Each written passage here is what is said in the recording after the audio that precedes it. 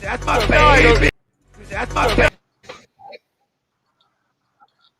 That's my baby. I'm dying. That's my baby. We're going at it at 110%. I just want 5 minutes of happiness, please. Just give me 5 minutes. And they did it! They did it! Left, feet left. What the hell was that? Oh yeah! What the fuck are you talking about?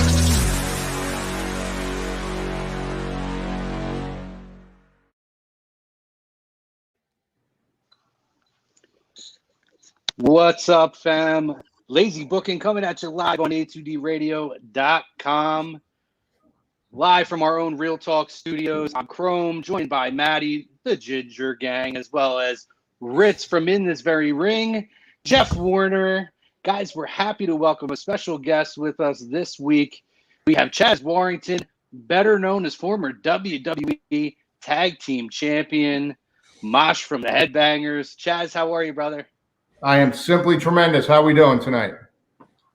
Lots of snow, man. It's been a little bit wild up here in the north, but yourself and Andy actually is in Texas, Ritz. So you guys are living the life while we're out here shoveling our asses off. But before we get into it, and we're going to talk to Chaz about his wrestling career, about what he's doing now.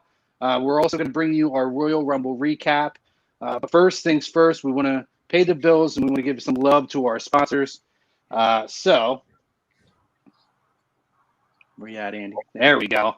Guys, a lot of us right now, it's a tough time, and mental health issues and addiction issues are a really major issue going on in this country, and we are happy to support the Counseling Center and Sunrise Detox. If yourself or anybody in your family or your friends needs an outlet, somewhere to reach out to seek the help that they would need, please, guys, don't hesitate. Pick up the phone and call that number on your screen, 856-651-8117. A2D's here for you. We're all here for you. We support you. And we want to see you guys take care of yourselves and have an overall wellness in your life. So please make that phone call. We're also brought to you by our doctor, Dr. Paul Vidal, specialized physical therapy in Burlington and Cherry Hill, New Jersey. You can find him on the web, specializedphysicaltherapy.com. No appointment necessary. If you have any kind of issues, any kind of aches, pains, and anything that you need taken care of, make sure you hit up the doc. He's the best in the business, and he'll get you guys taken care of and straightened out. And obviously, we've talked about in all of our shows, unless you lived under a rock, you're not from the area, Ocean City, New Jersey had a tragic fire on the boardwalk over the weekend, and it affects one of our partners and friends, All Campus OC. And guys, to help with the costs associated with the fire that devastated the Ocean City boardwalk, our friends at All Campus, which is located between 10th and 11th Streets on the boardwalk, we don't know the devastation of the fire, and we need prayers and donations. So if you could, whether it's donating or just simply sharing the link for the GoFundMe, guys, please help us out. Help out John. John was on actually this past Sunday, live from All Campus, and talked about the devastation, and we're here to support him as well. So if you can, please try to help us out. But let's get into it. Let's talk to our guests here. Chaz, we appreciate you, brother. And what's great about this too is, we're based out of the Philadelphia market, and you are a local guy. You're a South Jersey guy. So can you kind of just tell us, what it was like, obviously growing up in South Jersey, and maybe how that correlates. I know your early days of wrestling, when you started getting into it, I think you trained, I could be wrong, the Monster Factory. Am I right about that? You are correct. Yes. So can you tell us a little bit about just kind of growing up in this area, as well as, what kind of got you into the business and starting to train at the Monster Factory?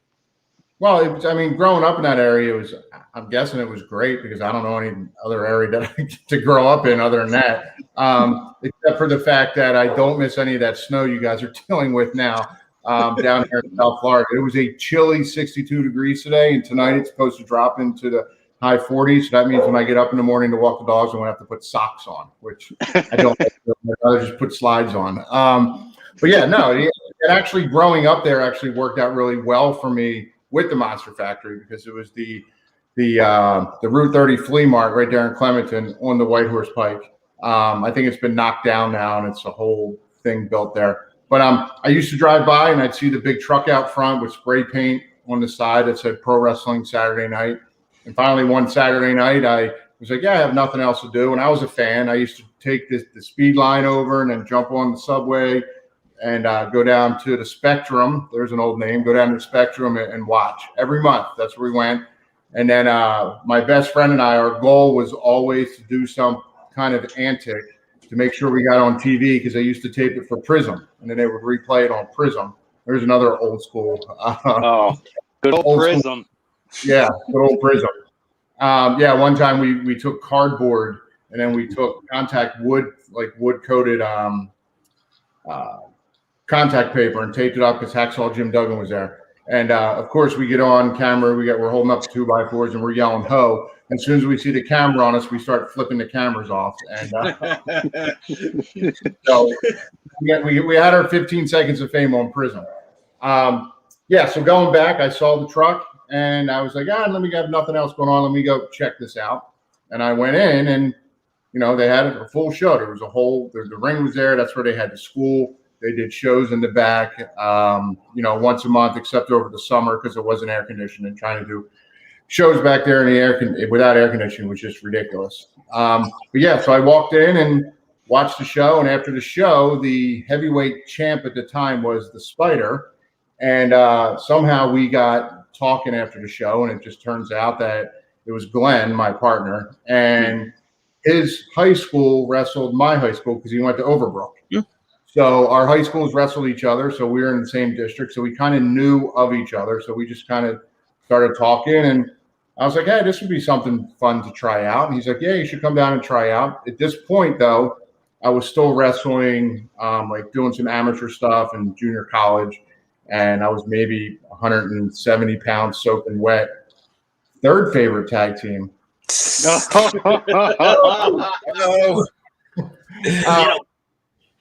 So anyway, Glenn said to me, the best time to learn and train is as you're putting weight on. If you put on 50 pounds and come down to school, it's going to be harder to learn how to do everything. So I had a tryout, and it was actually Larry Sharp's daughter. School had a field trip there when I did my tryout. So there I was in front of like 40, 10-year-olds. And Larry, I think there was 5 or 6 of us there for the tryout. And Larry legit didn't take everybody. So out of the 5 of us there, he only kept 2 of us, offered us a spot. And that's kind of how I got started. It was just luck of the draw that one Saturday night that I went down there and walked in. And it actually worked out really kind of well for me because it was in June of '93. So that was the last show for the summer until September. So it worked out. So I was able to really, get in the ring and just train. So it was awesome. How long were you there for? Well, the crazy part is 3 weeks into training, Glenn came to me and he said, hey, WWF, it was WWF back then, so I'll stick with the F for now. WWF's going to be in town doing, TV tapings. That's when they were still taping WWF Superstars and WWF Challenge. So he goes, we're going to go. And I'm like, I'm not right. I've been here 3 weeks. Like, I don't know what I'm doing. He's like, they won't use you. It's no big deal. He goes, you'll get it paid. They'll see your face. Next time you come, then they'll use you. So I'm like, all right, cool. Let's go. Well, they ended up using me both nights. Oh, wow. So 3 weeks into my training, I'm in a WWF ring. First match ever was against Adam Bomb. Second match ever was Papa Shango. So wow. It was, at that point, I went home and I'm like, yeah, this is what I want to do. I quit school, and that was the focus. So to answer your question, I started June of '93. Glenn and I started tagging together in November of '93. April of '94, we packed up the car and moved to Memphis to go work with USWA. Wow. Maddie? Speaking of that, I saw that in the USWA you guys worked as the Spiders. Yes, that's how we started. Because Glenn, what it was Glenn was wrestling as the Spider. And then we started, so he was Spider 1 and I became Spider 2. And so we started as the Spiders. Gotcha. So working in the USWA was kind of sort of like by proxy, kind of like a training ground for a lot of guys who would wind up showing up in WWF at the time. A lot of guys would go down there sometimes also to have like tune-up matches or what have you. And what was it like working for, was Jerry Jarrett still booking at that time, running the whole territory at that point, or was it somebody else? It was Randy Hale was doing the booking. Okay, then. Randy Hale was doing the booking when we were there. And talk about a lifetime experience. Sorry, my dogs are going nuts. What are you doing? So talk about a lifetime experience. I actually kind of feel bad for the guys nowadays because they don't have that. They don't have that territory. I mean, like I said, Glenn and I packed up the car, went to Memphis, had nowhere to stay. We didn't know what we were doing. We didn't know how long we were going to be there. We ended up renting an apartment.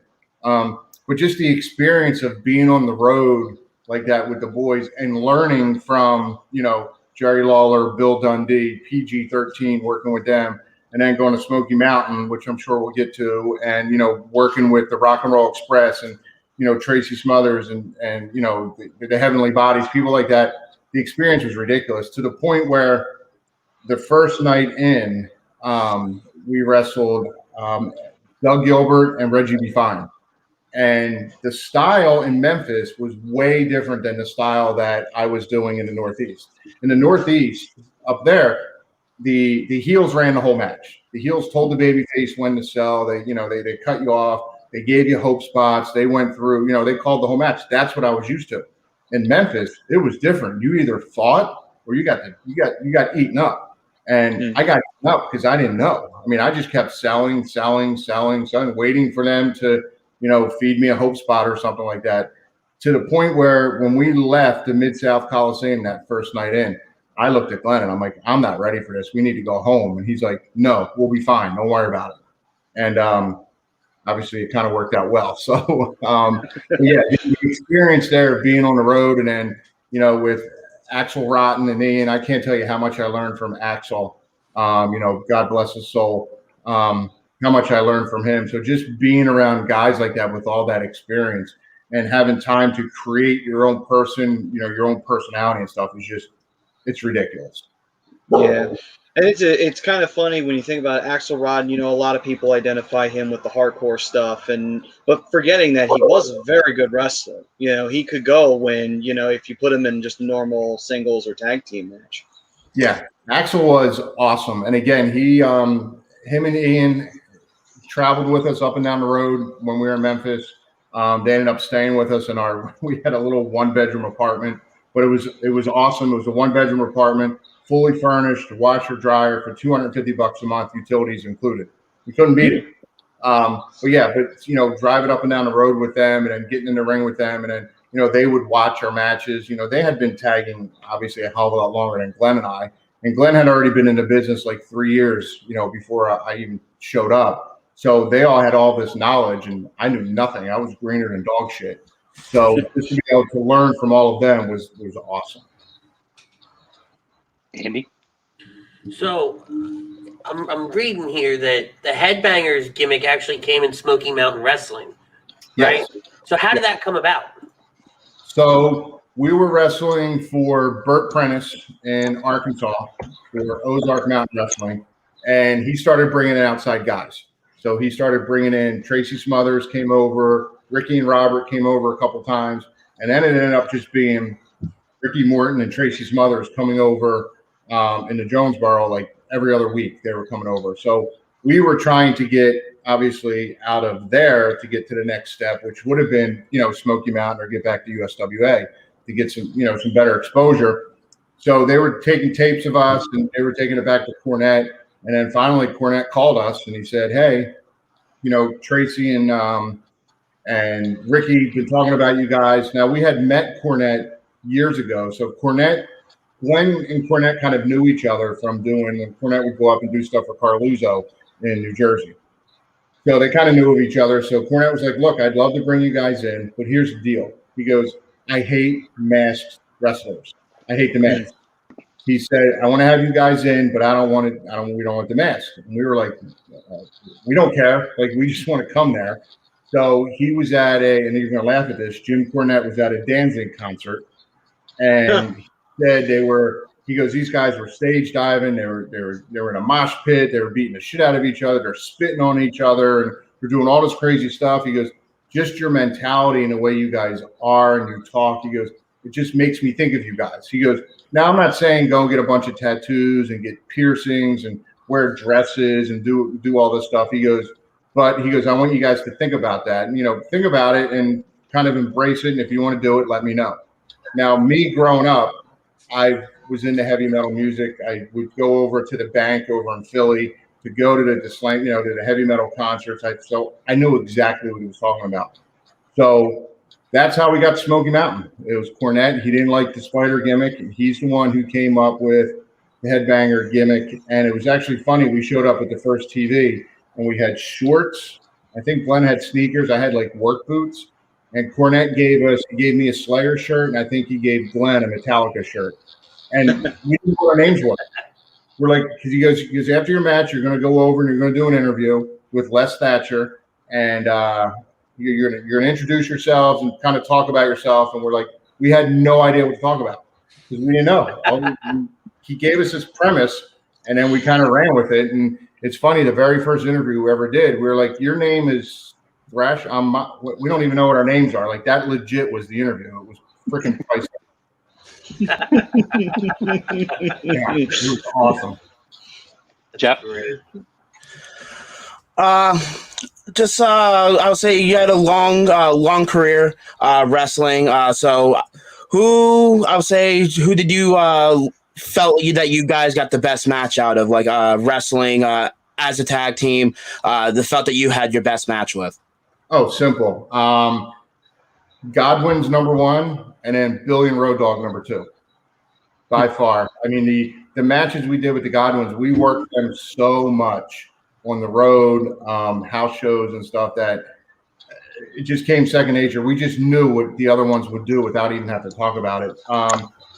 The night we dropped the belts to the Godwins, we were sitting there, and I'll never forget it. Jerry Briscoe was like, okay, so here's what we want to do, blah, blah, blah, blah. And we all looked at each other like, all right, we'll see you in the ring. He goes, aren't you guys going to talk about it? We're like, we've been working together every night for the last 4 months. Like, there's nothing to talk about. So, so them, it just gelled. And we had so much fun with them. We used to do those country whipping matches where we had these big, giant leather straps. I mean, every single night, it was who can leave a bigger welt on the other person. It was literally beat the shit out of one another. But it was fun. We had a blast doing it. And then we just gelled really well with Billy and Road Dogg. And those were really easy, fun matches as well. So they're probably the two best that, we really got along with and just had that really good, solid chemistry. So you guys eventually find your way to WWE. And like you said, you worked some dark matches and things like that. But can you talk about that first experience where you guys were brought in and featured on, WWF programming? Because, that has to be a rush, quite a moment, obviously, especially if you're somebody who was a wrestling fan who grew up and saw the shows and were flipping the middle finger off the camera and everything else. It had to be a rush. Can you talk about what that moment was like for you guys to finally make your WWF debut? It was great, but at the same time, it was comfortable. And the reason it was comfortable when we got there, because we had been doing, we've been going up and doing jobs. Glenn was doing it before me. So basically from July of 93, I think I had 6 job matches for WWF on TV before I had my first real match. So I was on WWF TV 6 times before, like I had my first match down at the Monster Factory. So it was comfortable. So we already knew the guys. The guys already knew us. We had never done the headbanger gimmick in a WWF ring. So to be able to get out there and be able to do that was just, it's just mind blowing. And here it was. We weren't even full time. We were given a part-time contract. So that made it even. It was just like, okay, we got a contract. Our foot's in the door. We're here. Let's just go and make the best of it. But yeah, no, it was a blast to obviously be there and know we're part of everybody and we're part of that locker room now. And then being that everyone there who was full time for so long knew what we had gone through to get there, everyone in that locker room was super supportive. And they were like, thank God, it's great to have you guys here. And so it was, I mean, it's almost kind of, as much as I've been babbling, hard to put words to it. It's just one of those things that you feel inside and you get goosebumps talking about it. It's just crazy. Yeah. And we'll follow up on that as well before Maddie goes here. So you guys, you won your WWF Tag Team title, I think, at Ground Zero, I believe. September of 96. Yeah. So, again, kind of the same question. That belt's right there. That's the belt right there. I love it. I love Nice. it. And let me say, too, by the way, your merch, right? That shirt that you guys had with the spider web with your heads and still to this day, one of my favorite pro wrestling merch shirts. And I remember back in the day, too, particularly at that time, that was back when I was going to school and we were wearing Jinko jeans and we were wearing band shirts, whoever your bands were. But that shirt was just so cool and you could wear it. And it wasn't even like, when it was kind of the time where you're like, oh, is it cool to wear a wrestling shirt to school or not? That shirt was cool to wear. But aside away from that, you guys had one of the coolest merch shirts. What was that moment like? Winning your first tag team title, and then even with that, I think it was beforehand, having your first WrestleMania moment at WrestleMania 13. Yeah, so I mean, the merchandise was crazy. So it all started. This is actually kind of segues into it. So we were on the road for the first time doing house shows. And Glenn and I were going over every night. We were working Freddie Joe Floyd and Barry Horowitz, either in a singles or tag match for probably 9 or straight 10 nights. And then we show up to Monday Night Raw, which was at the Manhattan Center, which was great to be there because, Glenn had been there before doing jobs. Glenn was actually on the very first Raw ever. I don't remember who, but putting somebody over there. So to go there, for me, I was like, this is awesome. To me, that's like the beginning of Raw happened there. So we're walking around. They put up the run sheet of the matches, and we're standing there, and we look up, and we see our names, and we're like, yes, we're on Monday Night Raw tonight. This is amazing. Versus LOD. And we went, oh. It was LOD's first match coming back that was going to be leading into WrestleMania. So we were like, talk about being deflated, going, oh, shit. But the good part is Animal and Paul came over and grabbed us, pulled us aside, and said, hey, we sat down, we talked to Vince for like an hour. Vince is really high on you guys. He really likes you guys. You guys are probably the future of tag team wrestling here. He goes, so we're going to go out. We're going to have a very competitive match back and forth. He said, and then it's going to be a double DQ. It's going to be a double count out. I was like, a what? Wow. this isn't a 3-minute squash match. You're just going to come out and kill us? Because either way, I'm fine. And he's like, no. So, I mean, it worked out that all of our offense was during a commercial break, but it didn't matter. Being in there with them, I mean, here's two guys I literally grew up watching. And then they're telling us, the stuff that Vince said. And then it was funny. They're like, just after the double count out, we would like to get, the Doomsday Device when we get the finisher. And I was like, I'll take it. I'll take it. and I said, I don't want that modification shit either. He goes, what do you mean? I go, now you guys are just falling backwards, just taking a back bump. I go, I want to flip all the way over. I go, if you get me to flip twice, flip me twice. I want to take it big. That led into we got called into another room to take pictures. And it was like a different setup than just regular promo pictures. And we were like, what's this for? They're like, oh, you guys didn't know? And we're like, no. They're like, they're making action figures of you. We were like, oh wow. I was like, what? Yeah, so that's where we found out, we got to wrestle LOD, not get squashed, found out we're having action figures. And then Howard Finkel pulled us in, and he was doing he would do the promos and stuff like that.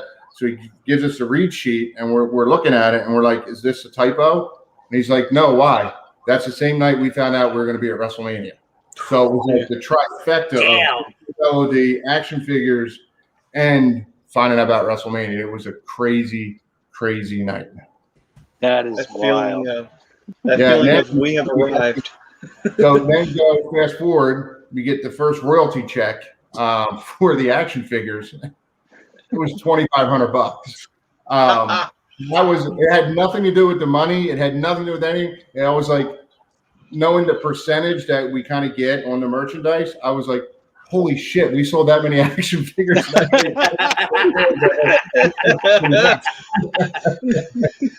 It was awesome.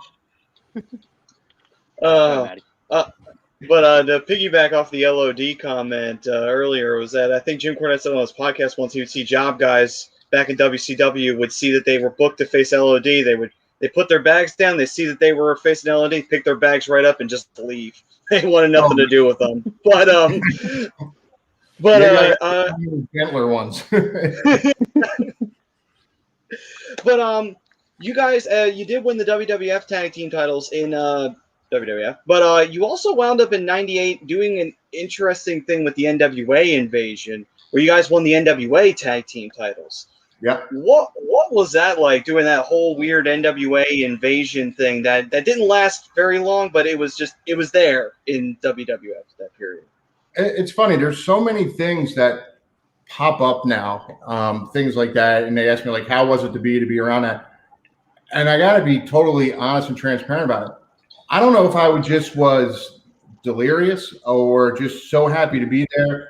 I didn't pay attention to, looking back, I didn't really pay attention to everything that was going on. I think I was just always so happy to be there. It was like, okay, here's what we're doing. And I was like, wait, so we're wrestling Ricky and Robert again? This is amazing. And then we're going to Cornette, like this whole thing. So the whole storyline, when it was happening, the whole storyline of, I guess we weren't sat down and told, hey, here's a storyline that's going on. We're doing this whole NWA Invasion. Like, I didn't pay attention to any of that stuff. And looking back now, it's probably one of those things I would have, I guess, knowing now, try to dig into more like, okay, so where's the story going? And like, we do a lot of indie shows. And Atomic Revolutionary Wrestling right up in Melbourne, Cocoa Beach. We work for them every month. So I try to get involved with all the storylines because I want to see where it's going now so I can help out. Before it was just, what do you want us to do? We're like, okay, great. But winning, a title like the NWA World Tag Team titles and then doing them from Ricky and Robert with Cornette there, I mean, just takes it to a whole new level. But again, at the time, it was funny and weird because we'd walk through airports and, you got the belt in the bag. You always have to check the bag. And they're like, so you guys are NWA World Tag Champs? We're like, yep. And they're like, but aren't you with WWF? We're like, yep. Like, we have a belt. Just see my belt. Just let me go. All of it was just amazing. Everything that happened. It was like, for me, I'm very fortunate in my career where just one thing led to another. I led to another. I just kept leading to something even better and better. Andy? So I like this comment here, so I'm going to just throw it up here. How different was the tag team division compared from the early 90s into the late 90s with the emergence of the Dudleys and the Hardy Boys? The big difference is, this is where I get a little, I don't want to say bitter, but a little, bitter is not the word. So when we got there, it was, because we got there and signed our first deal in November of 96. So when we got there, they had all these big tag teams. They had Owen and Davey. They were probably, I guess, size-wise, maybe a little bit shorter than us. But they were all power tag teams. You had the Godwins. Then they brought in, the new Blackjacks. Then you had Doug and Phil, who just had no personality whatsoever. But they were all big bruisers. And Glenn and I were the first kind of tag team doing, and I don't even want to say, I never thought of us as high flyers, but we were kind of the first tag team doing jumping off, the top rope, the drop down clothesline, the double flapjack, like all these different moves. And we actually got those from Cornette because Cornette, when we got to Smoky Mountain, handed us a Midnight Express tape. And he said, go home and watch this and make these moves yours. So it was kind of, we were the first ones to do that, so we were different. And then in the transition between that and when the Dudleys and the Hardys and Edge and Christian kind of took off, right in the middle there is when Glenn got hurt and blew his knee.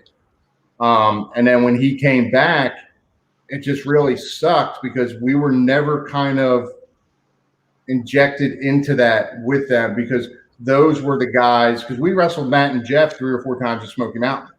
I had wrestled Christian before, wrestled Edge and his old partner over in Detroit way before any of us were even there. So obviously we knew the Dudleys from watching them on ECW.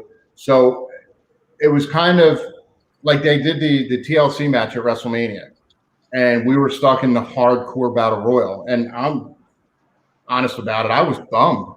I was like, how are we not involved with this group? And right around then is when I started realizing, hey, I started going to production meetings and trying to learn more about the business side of it to get involved more with these storylines. But we just were never interjected in there with them. And that was our style, what the Hardys were doing. Matt and Jeff took it a little bit more extreme than us, but we didn't have anybody to help us take our style to a new level. And I think if we were interjected with them, it would have changed everything. So now you have 4 teams being able to do all of that and just get nuts and crazy like they were.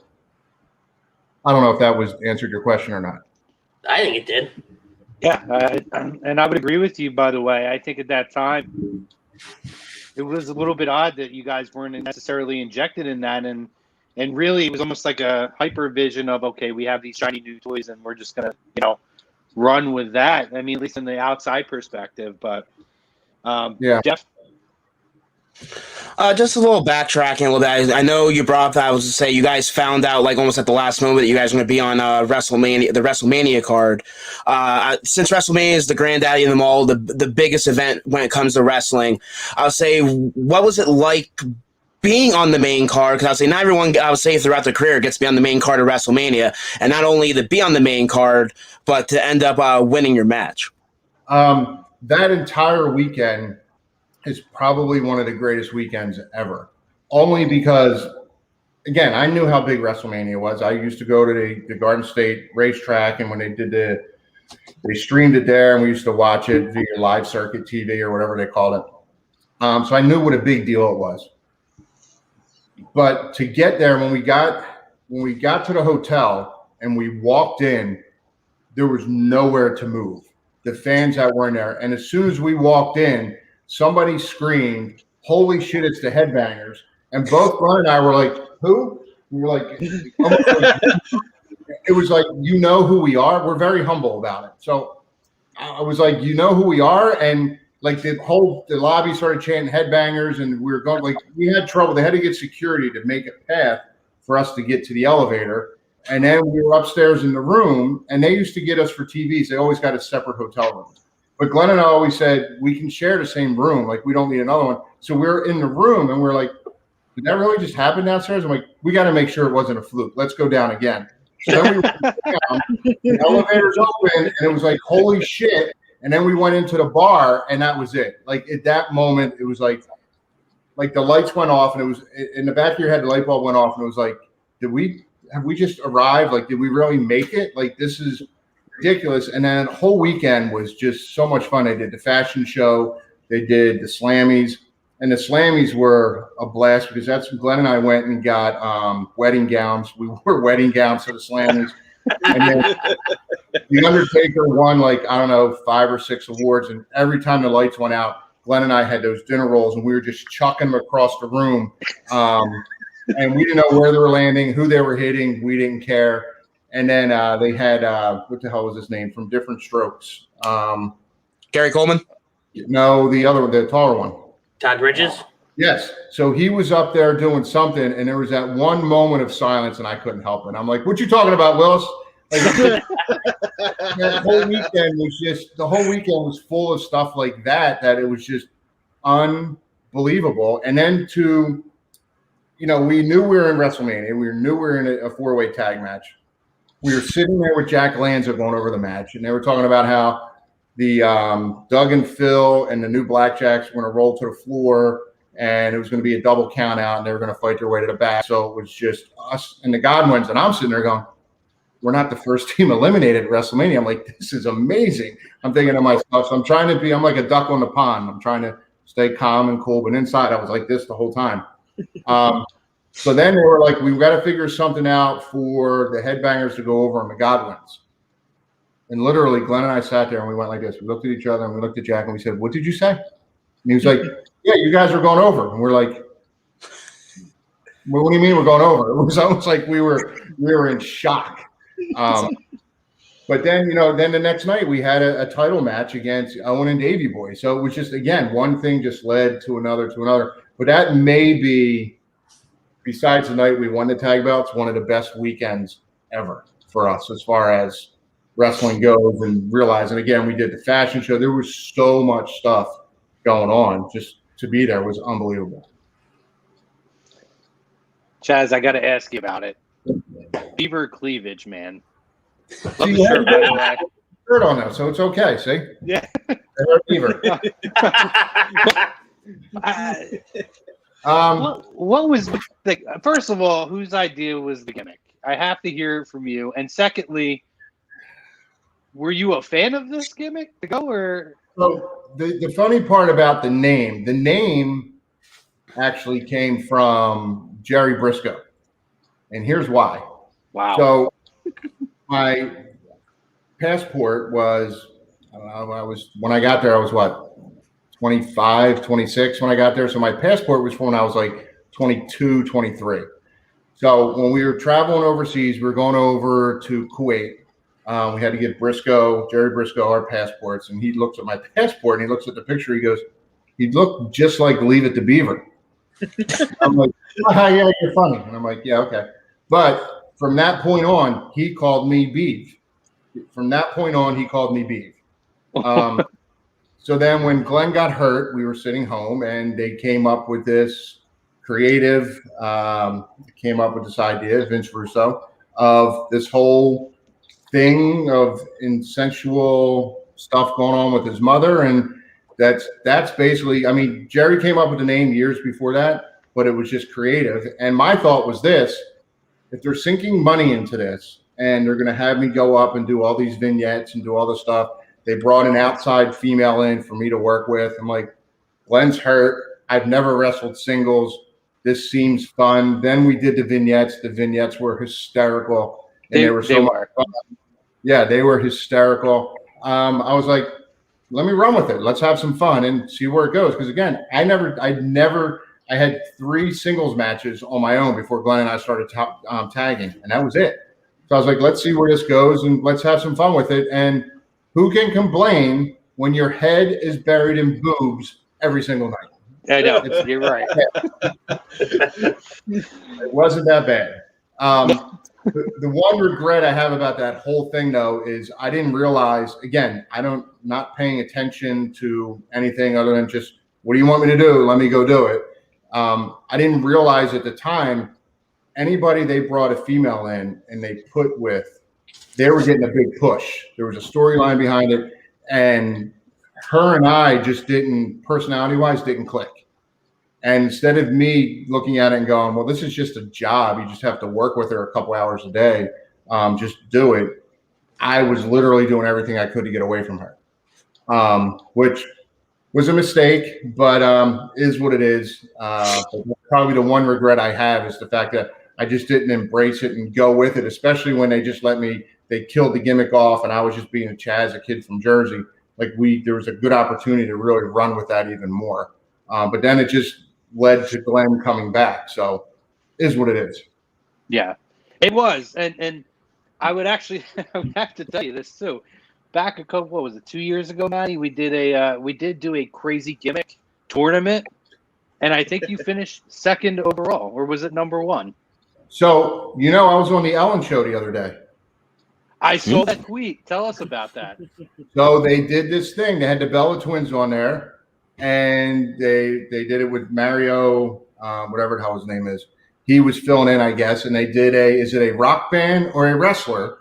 And the name Beaver Cleavage came up on the screen, and everyone said rock band. I was like, how did you guys get that wrong? I got it right here. Let me see if you can see it. I got it right here. I think I still got it on here. Yeah, it's on your Twitter. So yeah, you guys definitely should check it out on Chaz's Twitter. Hilarious. I think the gimmick got to the. If it wasn't the final two, did the ding It was the dongs- final two. I think you won our tournament. Yep, there it is. There it is. Go to Chaz's Twitter, And guys. the funniest part is I had friends texting me, "Did you know you're on Ellen today?" And I'm like, "No, why would I be on the Ellen show?" And everybody was sending it to me. So I saw it. That's amazing. That's amazing. But I actually believe you did win. Your beaver cleavage gimmick won our #1 overall craziest gimmick of all time. Well, they do consider it the worst gimmick of all time, so I'm okay with that. It's all good. Hey, that's a feather in your cap. There's been, It was a paycheck, which is all that matters. God, Matty. Okay, so after the beaver cleavage thing, you guys did reunite with Thrasher and the Headbangers thing. Started back up again.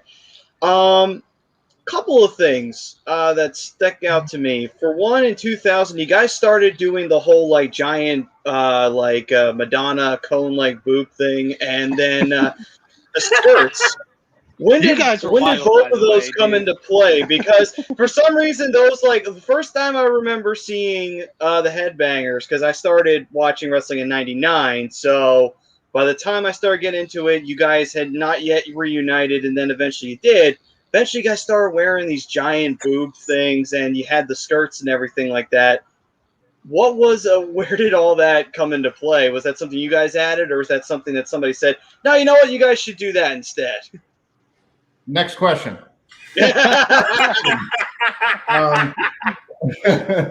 So what happened is when Glenn blew his knee out, and this really isn't my story to tell, so I'm not going to get that deep into it. When he came back, he wasn't in the best shape. I'll just leave it at that. He had some. He was worried about getting back in the ring and hurting his knee again. So he wasn't training like he should have been. And him and I have had this discussion before. I just don't want to get into it because it's kind of his story to tell. Mm-hmm. But looking back, it's probably one of those other things where I should have stepped in and been like, "Dude, what are you doing? You're getting fat. Get off the couch. Get up, start working out, blah, blah, blah." But anyway, he came back not in the best shape. And when you have time off, you better come back in better shape than when you left. I came back, I was, 250 when I was doing beaver cleavage, 250, 255. I probably should have did a little bit more cardio, but I was really bloated. But still, I came back bigger and, better than I was before. So he was not, and he was having trouble moving around in the rings. He wasn't comfortable. And again, he was overweight. So that automatically squishes to the bottom. So one day we were sitting there and we walked up to Vince and just asked him, "Vince McMahon, why are we not being used? What's going on?" He's like, "Well," he goes, "you guys haven't been around. You got to do something to really stand out and do something different. That's how you guys have always done. You're not doing that." He goes, "Why don't you guys start wearing cones or something?" We're like, "Cones?" And he's like, "Yeah, cones." And we were like cross-dress? He goes, "I don't know, just wear cones or something. Just do something."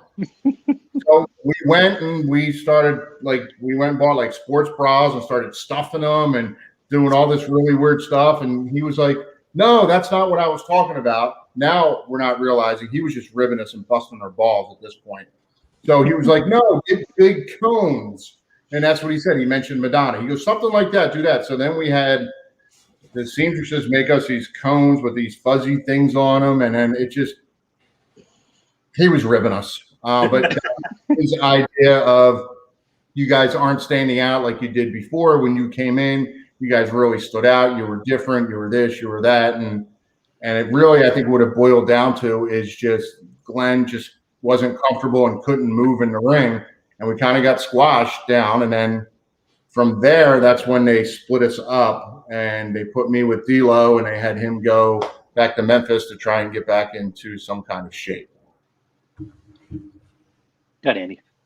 All right, I gotta ask because I was texting Chrome earlier today as I was getting ready for tonight, and I was like, "Oh my god, I forgot the Headbangers were part of the Hardcore Championship at Funtime USA." How did that come about?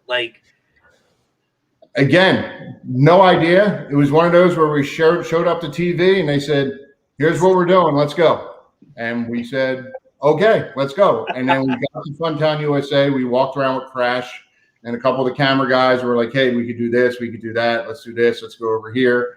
And then all of it was just kind of impromptu on the spot. Especially the stupid stuff we were saying. You know, we're in the ball pit and we're like, get him in the balls. You gotta get him in the balls. Just, you know, we kind of just winged it when we got there. So again, that was one of those things where you show up to TV and it was like, hey, let's go. So we were like,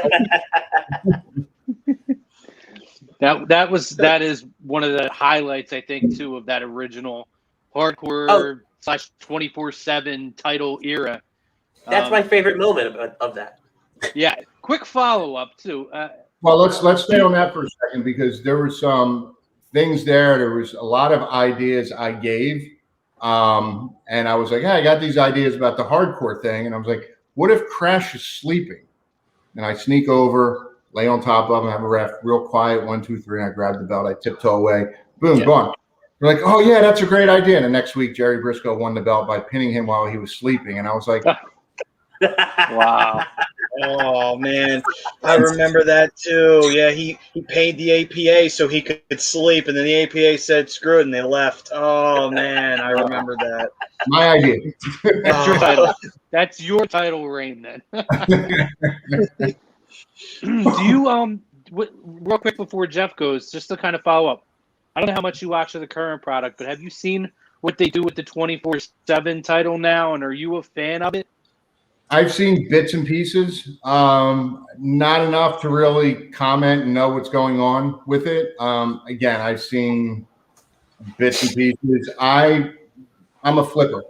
I'll flip through. If I see someone I know or someone I really like, I'll watch it for a couple minutes. But other than that, I'm like I didn't even know Edge won the Royal Rumble until I don't know. I saw something on Twitter or somebody posted something about it, and I was like, "Oh, the Royal Rumble was last night." Like I didn't even know.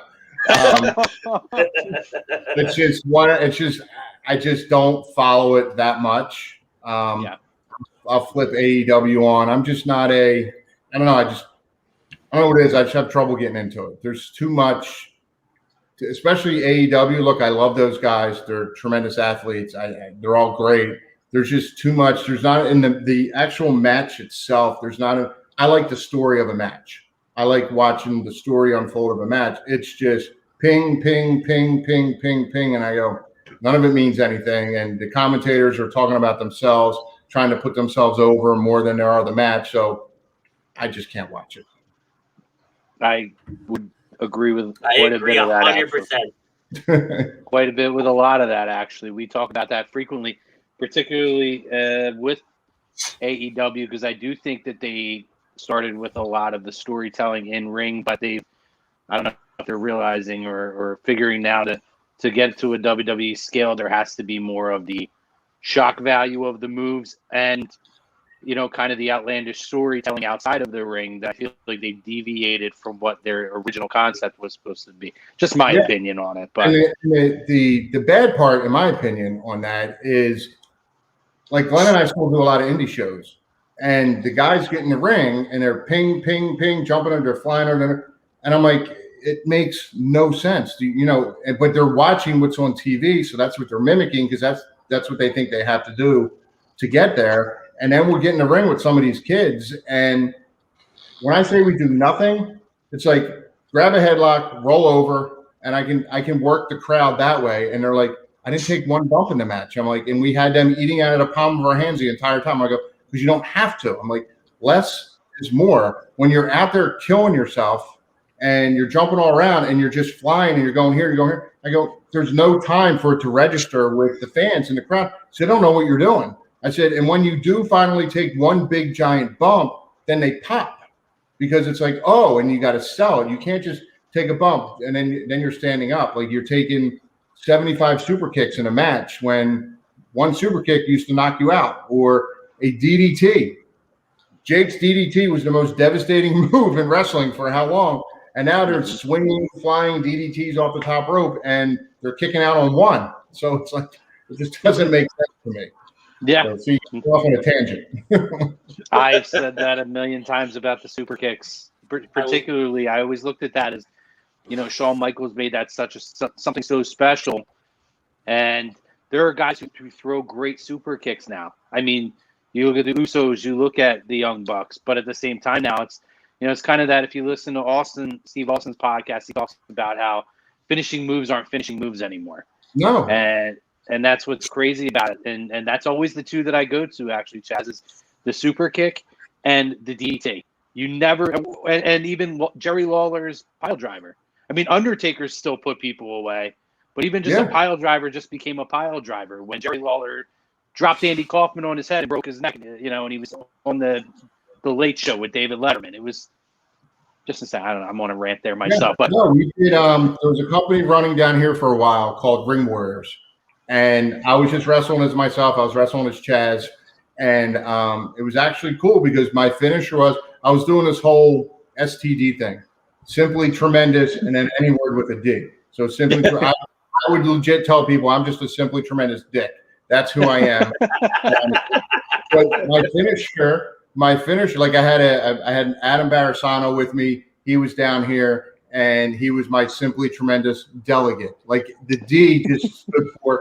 And I actually pitched this idea to Bruce Pritchard with TNA to have Kip, Billy Gunn, and I do this. Because with our personalities, could you imagine the crowd just would be chanting STD over and over and over again? And who at the end of the day really wants to get an STD? I mean, so anyway, we digress. But when I was doing Ring Warriors as myself, my finisher was a DDT.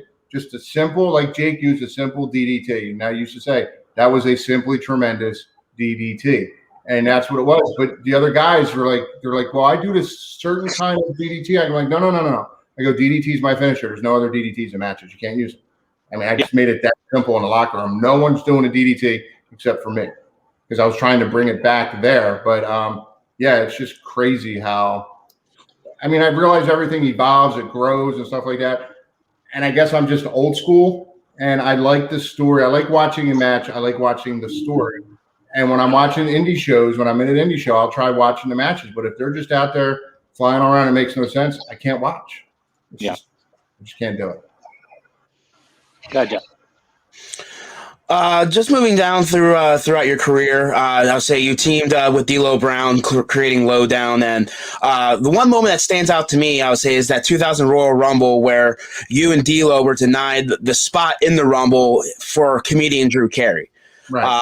I would say, how does that feel as a performer like yourself, who's putting the time in with the company week in and week out, putting your body on the line for them to give your spot or anyone else on that roster spot to a guy like Drew Carey? I understand they're trying to do the whole spot with Kane and stuff like that, but was it aggravating to you in that situation? Or was it just like, hey, part of the business being told what to do? It was actually part of the storyline for D'Lo and I with Tiger Ali Singh. So It was the way it was supposed to be going was because we were with Tiger, and that's when we were getting ready to wear the turbans and stuff. So it was part of the storyline of being disrespected. So that's the way it was supposed to go. But then right after that, Tiger got hurt. And then when he got hurt, they took D'Lo and I off the road and left us home. But which still to this day blows my mind, but whatever. So it was just part of the storyline. It didn't really bother me that much. Okay. Again, I was still getting paid. I go back to it's about getting a paycheck. And even back then, I still kind of thought, okay, whatever they want me to do, I'm going to do, and I'm going to be here, and I'm going to have a job. It's kind of just what they want me to do, so I'm getting paid to do. It's no big deal. Gotcha. So I want to cover outside of WWE in a few minutes of after, but I do want to just kind of fast forward. You guys were brought back in 2016, which I remember then was really cool. It was a time where we were starting to see like you guys came back, and Shelton Benjamin I think came back. Well, he's still there, but Shelton came back. It was like a real kind of a revival, bringing back some of the previous talent that still could go. And you clearly you're still in great shape. But what was that like? 15 or 16 years later, having not been in WWE and to be brought back, and it was a short run, but a run nonetheless. What was that like to come and work with some of the current talent that's out there? To finally go back was a highlight for me, and the reason it was is I have a son. My son is now 16. So he's seen me do hundreds of indie shows to the point where he could care less. I've looked over at times in the middle of the show, we're in the ring. I look over, he's laying on a table, sound asleep. So, I mean, he could care less. And I'm like, look, I know I'm boring at home. I'm not that boring here. It's a different thing. So I always wanted just one time for him to see me in a WWF ring. So all the times that WWF's been down here, WWE, they've been down here, like I would reach out to Road Dogg. I try to reach out to Hunter and go, can I just do a house show? I don't want to get paid. I'll sign a waiver. So, releasing you if I get hurt. Which one time I want to see him. And I used to run into Road Dogg all the time, and we always had this same conversation. So all of a sudden I get this text from Road Dogg, and he goes, hey, are you guys available to work SmackDown on Tuesday? And this was on like a Thursday. And I'm like, yeah, okay, who is this? He's like, no, it's Brian. I'm like, yeah, really? No, who's got the phone? Like, why are you messing? And then he called me. He just called me. And he's like, no, because we got this storyline. We have this idea, blah, blah, blah. Are you guys available? And I'm like, fuck yeah, we're available. Like,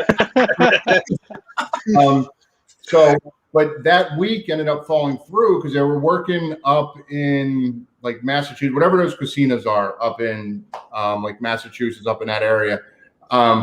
You had to have blood work and a full physical done to be able to work on those shows. And we would have never been able to get that done in time. So Brian called me up and he's like, yeah, he goes, it's not going to work this week. He goes, I'm going to try and delay the storyline for next week when we're in Dallas. Are you available? And I'm like, yeah, I'm still available. I go, but, if it doesn't work out, no big deal. I appreciate you thinking about us, because he knew what it meant to me to get in that ring. That's all I wanted was one time. So all week goes by. So we watch SmackDown. I actually watch SmackDown, and then Wednesday, Thursday, Friday, I don't hear anything. And I'm like, all right, it's not happening. That Friday before about 6 o'clock, he sends me a text. He goes, Howard Finkel will be calling you to set up all your travel arrangements. We need you guys here Tuesday for SmackDown in Dallas. And I literally teared up. I was like, this is going to be the greatest. So we got there, and first of all, just to go back, and for me, it had been 15 years. For Glenn and I together, it had been 16 years since we had been there. So to go back was just great. And then to walk into the building and then, see everyone that's still been there, that was there before, as far as, the stagehands, the guys that set things up, the gimmick guys, all that stuff was tremendous. One of the highlights, though, was we walked into catering. And one of the things when I walked into catering, the first thing I wanted to do was look around and go, where's somebody I know? Let me just go over there and sit down with them, so I'm not walking around looking like a goof. So we walk in, and I stop for a second, and I look all the way to the other side of catering. The instant eye contact was with John Cena. And I was like, oh.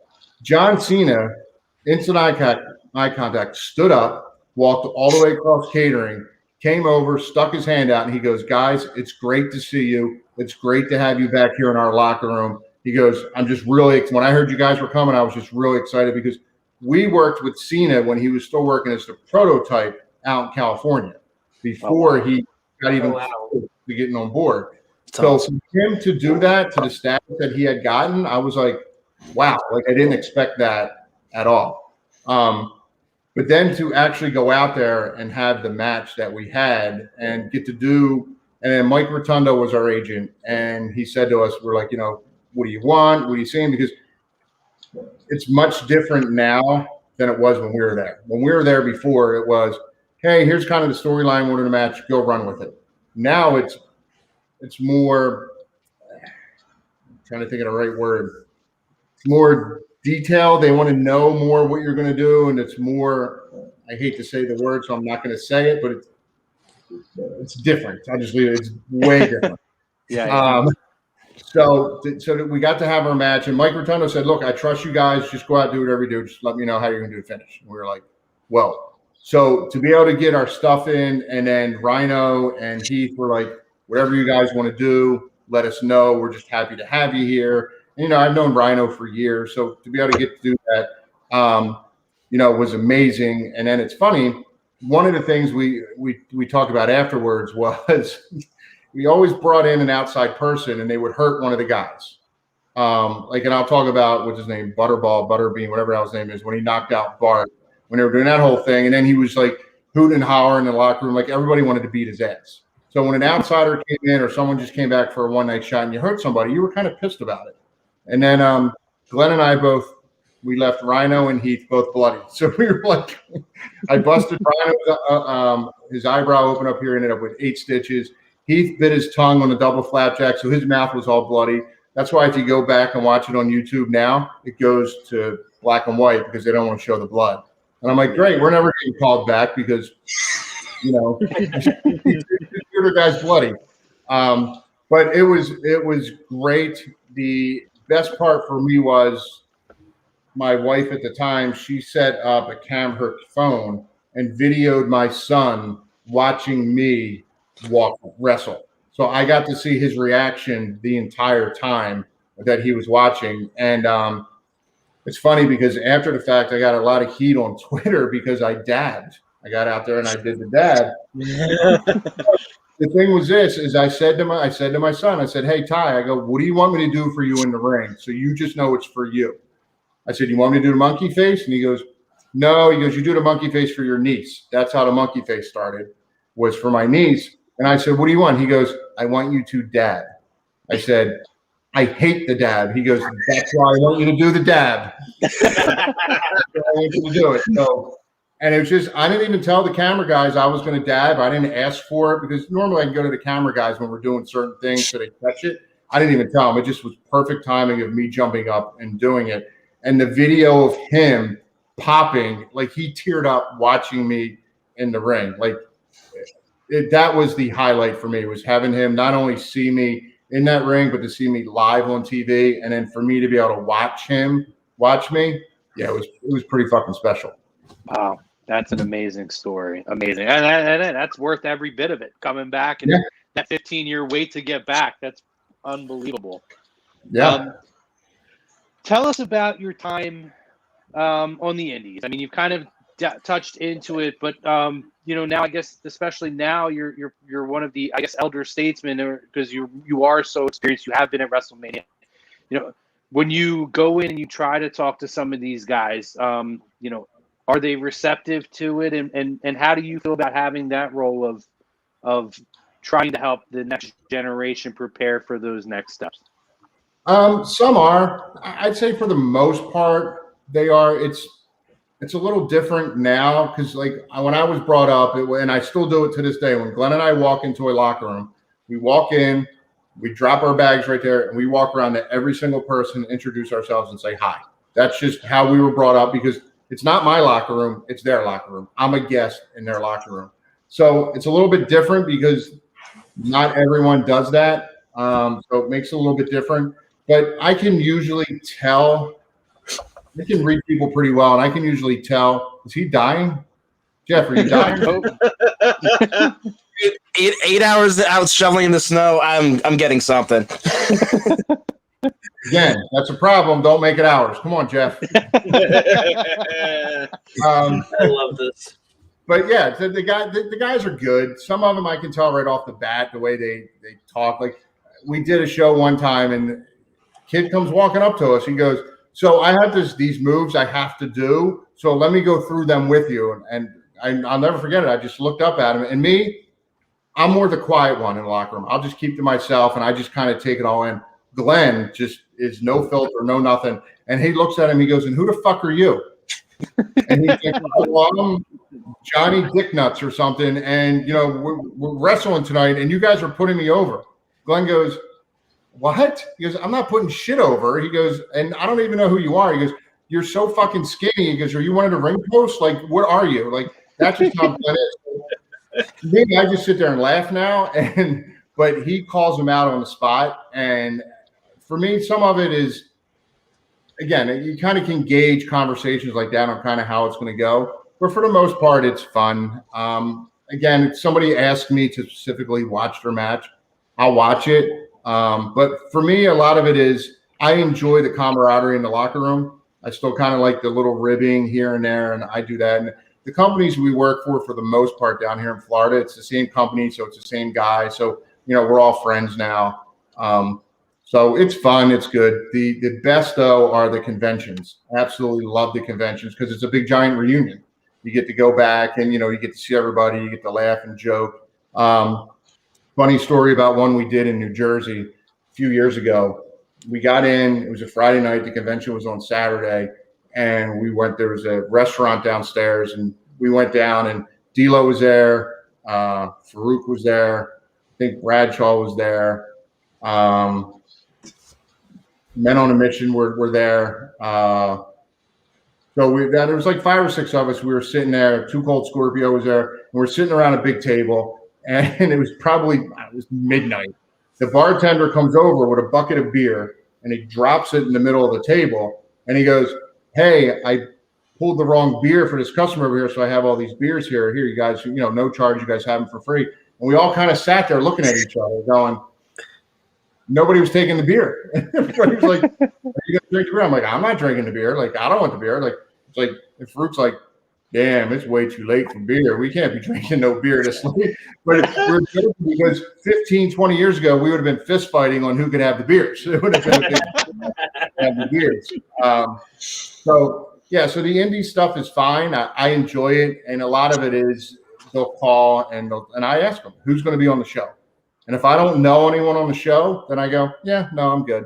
I want to go. It's all about having fun now. I want to go somewhere where I know I'm going to have a good time. I want to go where I know I'm not going to get hurt. I can trust the guys I'm going to be in the ring with. So I think I answered your question, right? Yeah. Do you ever come up to Jersey? I know you do pretty much everything in Florida. Do you ever come home and work any shows up here? Yeah, I've come up. I was up there 2 years ago for the Monster Factory. I'll come up and I'll do stuff with Danny at the Monster Factory. I like going there. I mean, obviously, it's how I got started. Larry's not here anymore. God bless him also. But I like coming up and working with Danny. Whenever I'm up there, I can say to Danny, "Hey, I'm going to be in town. You got a show?" And he's like, "Yeah." So when I do go up, I'll reach out to Danny and kind of see, what's going on, if he's got a show or something, or I go down to the school and jump in the ring with the guys. Nice. Guys, why don't we all do one more question and we'll give Chaz back his time. He's been awesome. It's been a phenomenal. And I got to tell you, in the comment section, people are loving the stories, dude, that you're sharing with us. And one of our A2D personalities here, Victoria, was also hitting on you in the chat. So you'd be happy to hear that. Where's that at? You did get referred to. Bring it up, Andy. She says, and I quote, "I feel I should be notified when Dilfs will be present on the show." There it is. And she also requested if she could be Spider 3. Listen, Headbangers have always been looking for a banger babe. Never too late. There it is. Never too late. Hit up the next room. Don't worry. We will share that with Victoria. She's not on right now. She'll be very thrilled about that. Listen, I need a resume. I need bio. I need pictures. It's not an easy job. It's not an easy role to fill. There it is. There it is. Oh, that's priceless. Do you need any years of experience? That's the big question. God, Maddie. God, Maddie, you're in, buddy. All right. So, Rob Povey had a question in the comments, and that was, any opponent that you could have. And I'll just modify it a little bit and say, if you and Thrasher could work any tag team in any kind of stipulation all time, who you want to be in the ring with? I'd love to have the opportunity to be in the ring with the Midnight Express. To be in the ring with the Midnight Express would be, again, watching them and then learning so much from Cornette and learning so much from them via the tapes that Cornette gave us to watch. That would be a bucket list right there to be in the ring and be able to work the Midnight Express. That would be awesome. And now, looking at tag teams now, pretty much anyone who's got the belt, I want a title match. We're going straight for the titles, not messing around with this other stuff. Let's go straight for the straps. Perfect. Andy. So with the Royal Rumble being this past weekend, you guys were in the 1998 Royal Rumble.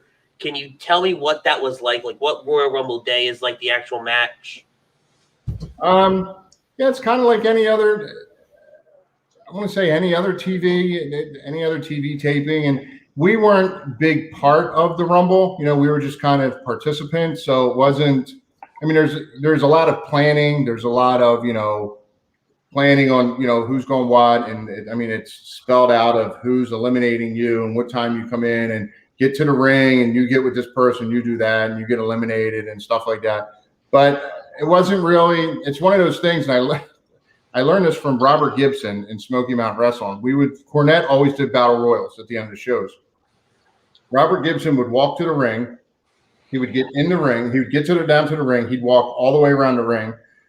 Then he would get in. He would walk from one side to the other, and whoever's there, he would grab him by the head like this, and then he would jump over the top rope and eliminate himself, and he would walk straight to the back. So I was like, Robert, why do you do that every time? Because we're in there having fun. We want to get in there, and we want to do this, we want to do that, we want to goof around. Robert goes, you're not winning it. No one's going to remember you for even being in it, so why be there? So that mentality kind of fast forwarded to the Royal Rumble, because it was like, okay, I'm just a participant in it, which is amazing. I'm on a pay-per-view, and it's going to be great. But not being a big, significant part of it, it was kind of like, another day at the office. Not that big of a deal. Okay. It certainly was no WrestleMania 13. Say one of the favorite things I love doing is on the WWE Network is see these documentaries. I would say we see a bunch of these wrestlers on TV as wrestlers, but we don't actually get to see the person outside of the ring. So it's always fun seeing these documentaries and ride along some of these road stories and all that type of stuff. So tell us your favorite road story while you're on the road with WWE or any of them. I'll say something funny, something that happened, someone you rode with, something you feel we would enjoy and our listeners would enjoy. All right. So back in the USWA days, I already told you Axel and Ian would drive with us. So we had water balloons. So what we would do is people walking down the street, we would hit them with water balloons. It was just this silly stuff we did. So there's a couple of parts to this story. I think statute of limitations has run out, so I should be safe. So we would bomb everyone with water balloons. The guys would pull up next to us. We'd be like, hey, roll your window down. And, we throw a water balloon in our car and it would splash all over their lap. So there was this one time we were going from Louisville to Evansville. And there was this car driving next to us, and he got off the exit ramp, and he starts going this way, and we're still going straight. Axel had the water balloon and just tosses it towards the car. I kid you not, this car's got to be 50 feet away. And again, we're doing 75, 80 miles an hour down, and this guy's getting off the exit ramp going this way. The perfect throw, best throw ever, it goes in the guy's window, lands on his lap, and just explodes. The only thing the guy could do was stick his hand out the window and go like this. That's all. There was another time we were out. It was late. And again, Axel was driving. I think Glenn was in the passenger seat. I was in the back. And Axel goes, now. So Glenn takes the water balloon and just tosses it out the window like this. It hits this kid right in the chest. The kid's on his bicycle, flips over and falls, and we're like, holy shit, take off. So we just go. It was about a week later, we went somewhere and we were eating, and there was the same kid in there, and his face was all scratched. I feel awful, I'm laughing. His face was all scratched up. His arm was in a sling. But so let me tell you this one. This is another one. This has nothing to do with water balloons. So we're driving. I have to get off the scraped up kid's face. So we're driving, and Paul Bearer and Kane pull up next to us. So they pull up next to us. We're going back and forth, back and forth. We're probably doing, again, 85, 90 miles an hour down the highway. So Glenn's driving. So I decided it would be funny to stand up outside of the window at 90 miles an hour and just pee. So that's what I did. I stood up out the window and just peed at 90 miles an hour going down the highway. Now, I can tell you, if you ever want to try this, use your left hand, not your right hand, because the pee ended up all over my arm. And all yeah. That's So awesome. those are, I guess, the best ones I can tell, and not really getting any kind of trouble. But they're great. I think my last one. I'm gonna ask this first of all. Are you a sports fan? Do you follow professional sports? yeah. Are you a Philadelphia sports fan or? I'm a huge Phillies fan. I used to watch the Flyers all the time. Moving down here, I kind of got away from hockey only because it's not that big of a deal. I'll follow the Sixers. The Eagles are my second favorite team, but Phillies are my number one team. So let me ask. I mean, listen, I know the Phillies made some good signings and brought some people back, but right now, first question, it's a two-parter. A, you said you follow the Sixers. How do you feel about this team this year? Because they look really freaking good, especially with Joel Embiid. And B, I don't know how closely you follow, but how do you feel about what happened, the debacle that was the Eagles this year and the new head coach and Carson Wentz going into next year? Well, as far as the Sixers go, again, when it gets closer to the playoffs, I'll watch a little bit more. I'll watch them, see if they're winning and they're losing. So if Embiid can just keep his head together and, keep his cool about himself, I think they should be pretty good. I think they need to add one more piece. It would have been great to get the beard, but it wasn't big. I think they need that one more piece just to get over the top. And at this point, no one's beating LeBron and no one's beating the Nets, so that's going to be interesting to see in the finals. Why was that? Was that not good? Well, we have our resident Laker Chrome, who's a personality here, who's probably not going to let us hear the end of you saying that nobody's beating LeBron. Well, I just think again, it goes back to LeBron is just LeBron. When he's got to get to a different level, he gets to a different level. It's like, so one of the things I do my pastime now, and it's not as bad as it used to be, is I play kickball. I play very competitive kickball. My team, the Meatballs, we used to travel over the United States. I think we went on a 3.5-year run where we won 3 national championships. We won over $60,000 in 3 years. We never lost a game. Every tournament we're in, we won. Everyone hated us. Why? Because we were good. It's like Tom Brady and the Patriots. Everyone hates them. Why? Because they're good. But it's not a matter of them being good. It's a matter of just getting better. Get better and beat them. So I just think until someone beats LeBron, you can't count him out. He's got to be, to get the benefit of the doubt, as the one who's going to win every single time until he doesn't. That's just simple. That's just how it is. As far as Carson Wentz goes, are you a Wentz or a Hurts guy? I could care less. Listen, I'm a Bengals fan, so that sums it up right there. I just think Wentz is, I don't know if when he got, you should just call him China. He's like porcelain. He breaks too much. He's fragile. So I don't know if it's a mental thing with him, but yeah, he had that first great season. They won the Super Bowl, which was amazing. But I don't know if it's in his own head. I don't know if maybe he just needs a change. But supposedly from the rumbles I hear down here, and again, I'm just watching like ESPN and stuff, they brought him in, they brought the coach in to work with Wentz, but if Wentz isn't going to be there, then what? Because you can't, if they brought him in just specifically for Wentz, you can't, what about the other 52 guys on the roster? Yeah. You can't have a coach focused on one person. The other 52 guys, the quarterback's the most important part of the team, the most important position. But if the other 52 guys don't give a shit about him, they're not going to back him up. So you got to figure out who are they going to play for? Because it seemed like when Hurts came in, the team played harder. That was perception. I can't say that you're not right about that. I also do. I just think there's a lot more to it. I think a lot of it might have been on Doug too. It seemed like Doug quit.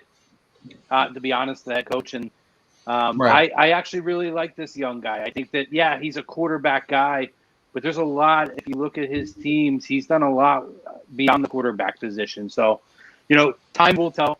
And then last one, who you picking in the Super Bowl, Chaz? Again, it's hard to bet against Brady until someone beats him, but he has been beaten. I just think the Chiefs' offense is good, but again, Tampa's defense is good. But he releases the ball so fast.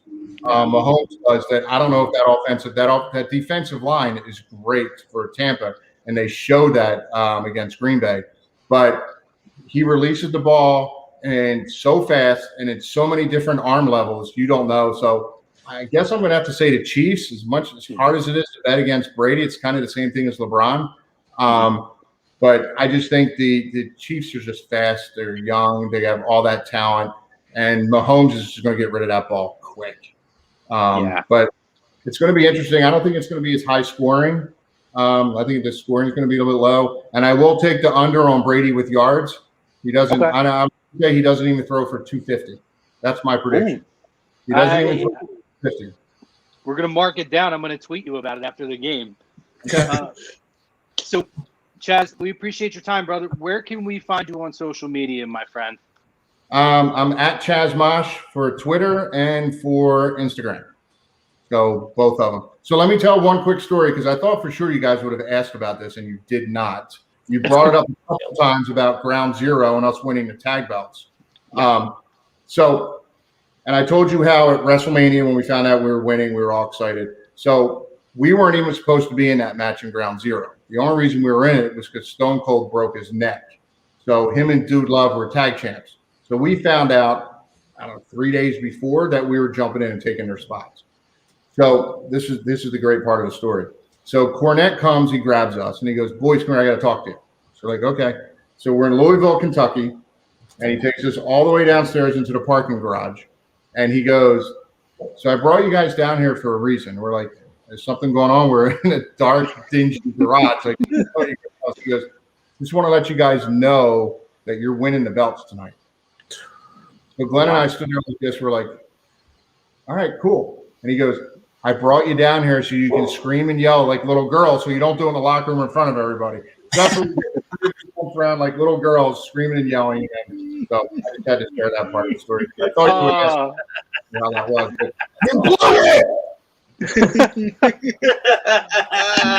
Love it, brother.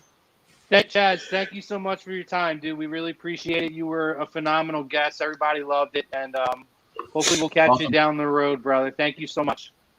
Sounds good. Have good mosh pitting. Yes, definitely. You stay safe down there too.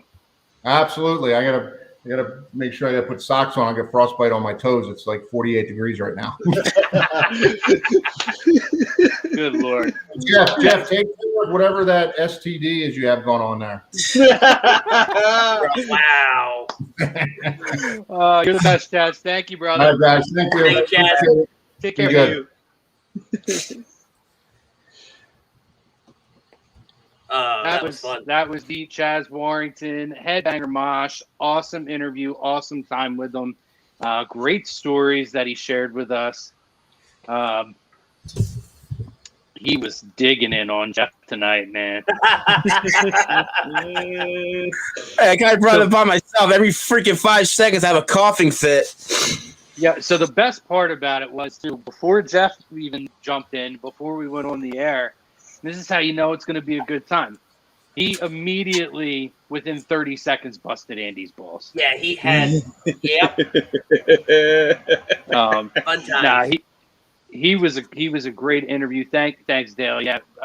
Again, Chaz Warrington, former WWE, WWF Tag Team Champion. And if you guys missed any of that interview, please go back, check it out. Facebook, YouTube, Twitter, Twitch. Check it out on the podcast platforms: Spreaker, SoundCloud, Spotify, Google Play. What the hell are the other ones? Apple Podcasts or iTunes, and I'm missing one somewhere. How do you do 2 shows a week and still don't know? Anywhere we get your podcast. Just say that. I don't know if you were watching at the moment. Oh, I messaged her. But yes, Chaz Chaz had a response to your comments earlier, so please make sure you do. But he was fun. Obviously, he was reading the comments that were popping up here, and somebody called him their third favorite tag. He's like, third favorite? What the hell? That was Brian. I was going to say that it's because he's a Ducks fan, but, you know, I let that one go. Well, no, it's because he's a Ducks fan. But again, guys, really great interview with Chaz. Really cool to talk to him, especially for us. You know, A2D based in the Philadelphia market and South Jersey market. Chaz is a South Jersey product. You know, I mean, I lived right down the street from where he lived. So really, really cool to get to talk to him. And I'd like to have Glenn on at some point, too. I know our buddy who was in the chat, Sean Spellman, he knows Glenn. So maybe we could set that up at some point. But again, another great interview here on A2D Radio, part of our A2D interview series, particularly here on Lazy Booking. And he lived in Stratford, New Jersey, Victoria. But another, hey. And Victoria's listen, going to go, like, hunt him down. I know, Jesus. He lives in Florida. He doesn't live there now. He lives in Florida now, Victoria. But he did say he comes up here. Next thing you know, Victoria's not doing After Dark tomorrow. He did say he periodically does shows up here, and they are looking for a what was the nickname he called? Banger Babe. Yeah, Banger Babe, that's it. For the Headbangers are looking for what they're calling the Banger Babe to escort them to the ring. So maybe that'll be you. Yeah. Hey, can't say that we don't bring people together here on A2D Radio. We do. We do. That is 100% factual. Video proof now. We're making that happen. That was phenomenal. So too bad I snowed in. But yeah, no, great interview with him. And guys, guess what? The interviews are going to keep coming. We can't drop some of the other names yet, but I can promise you that on 2/16, 2 weeks from tonight, we have the living legend Larry Zbyszko who's going to be joining us. Another huge name, WWE Hall of Famer, professional wrestling legend. As you saw, Andy, love it. Very, very, very excited to have him on for another phenomenal interview. But we want to thank Chaz for his time. Make sure you guys check out his social media at Chaz Mosh. And if you're in the Cocoa Beach area or down there, go check out some of the independent shows that he's doing. Or, you know, once hopefully, fingers crossed, in COVID, we start to get some of these conventions and meet and greets back, and hopefully we'll have you guys will have some of the opportunities to see him in person. But hope you guys enjoyed it. Moving on, we got about 32 minutes left.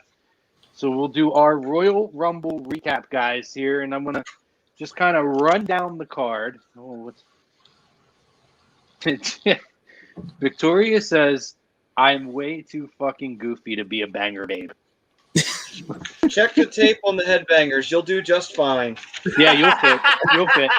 Victoria, go back and listen to the interview. Chaz made it very clear. They had some interesting gimmicks.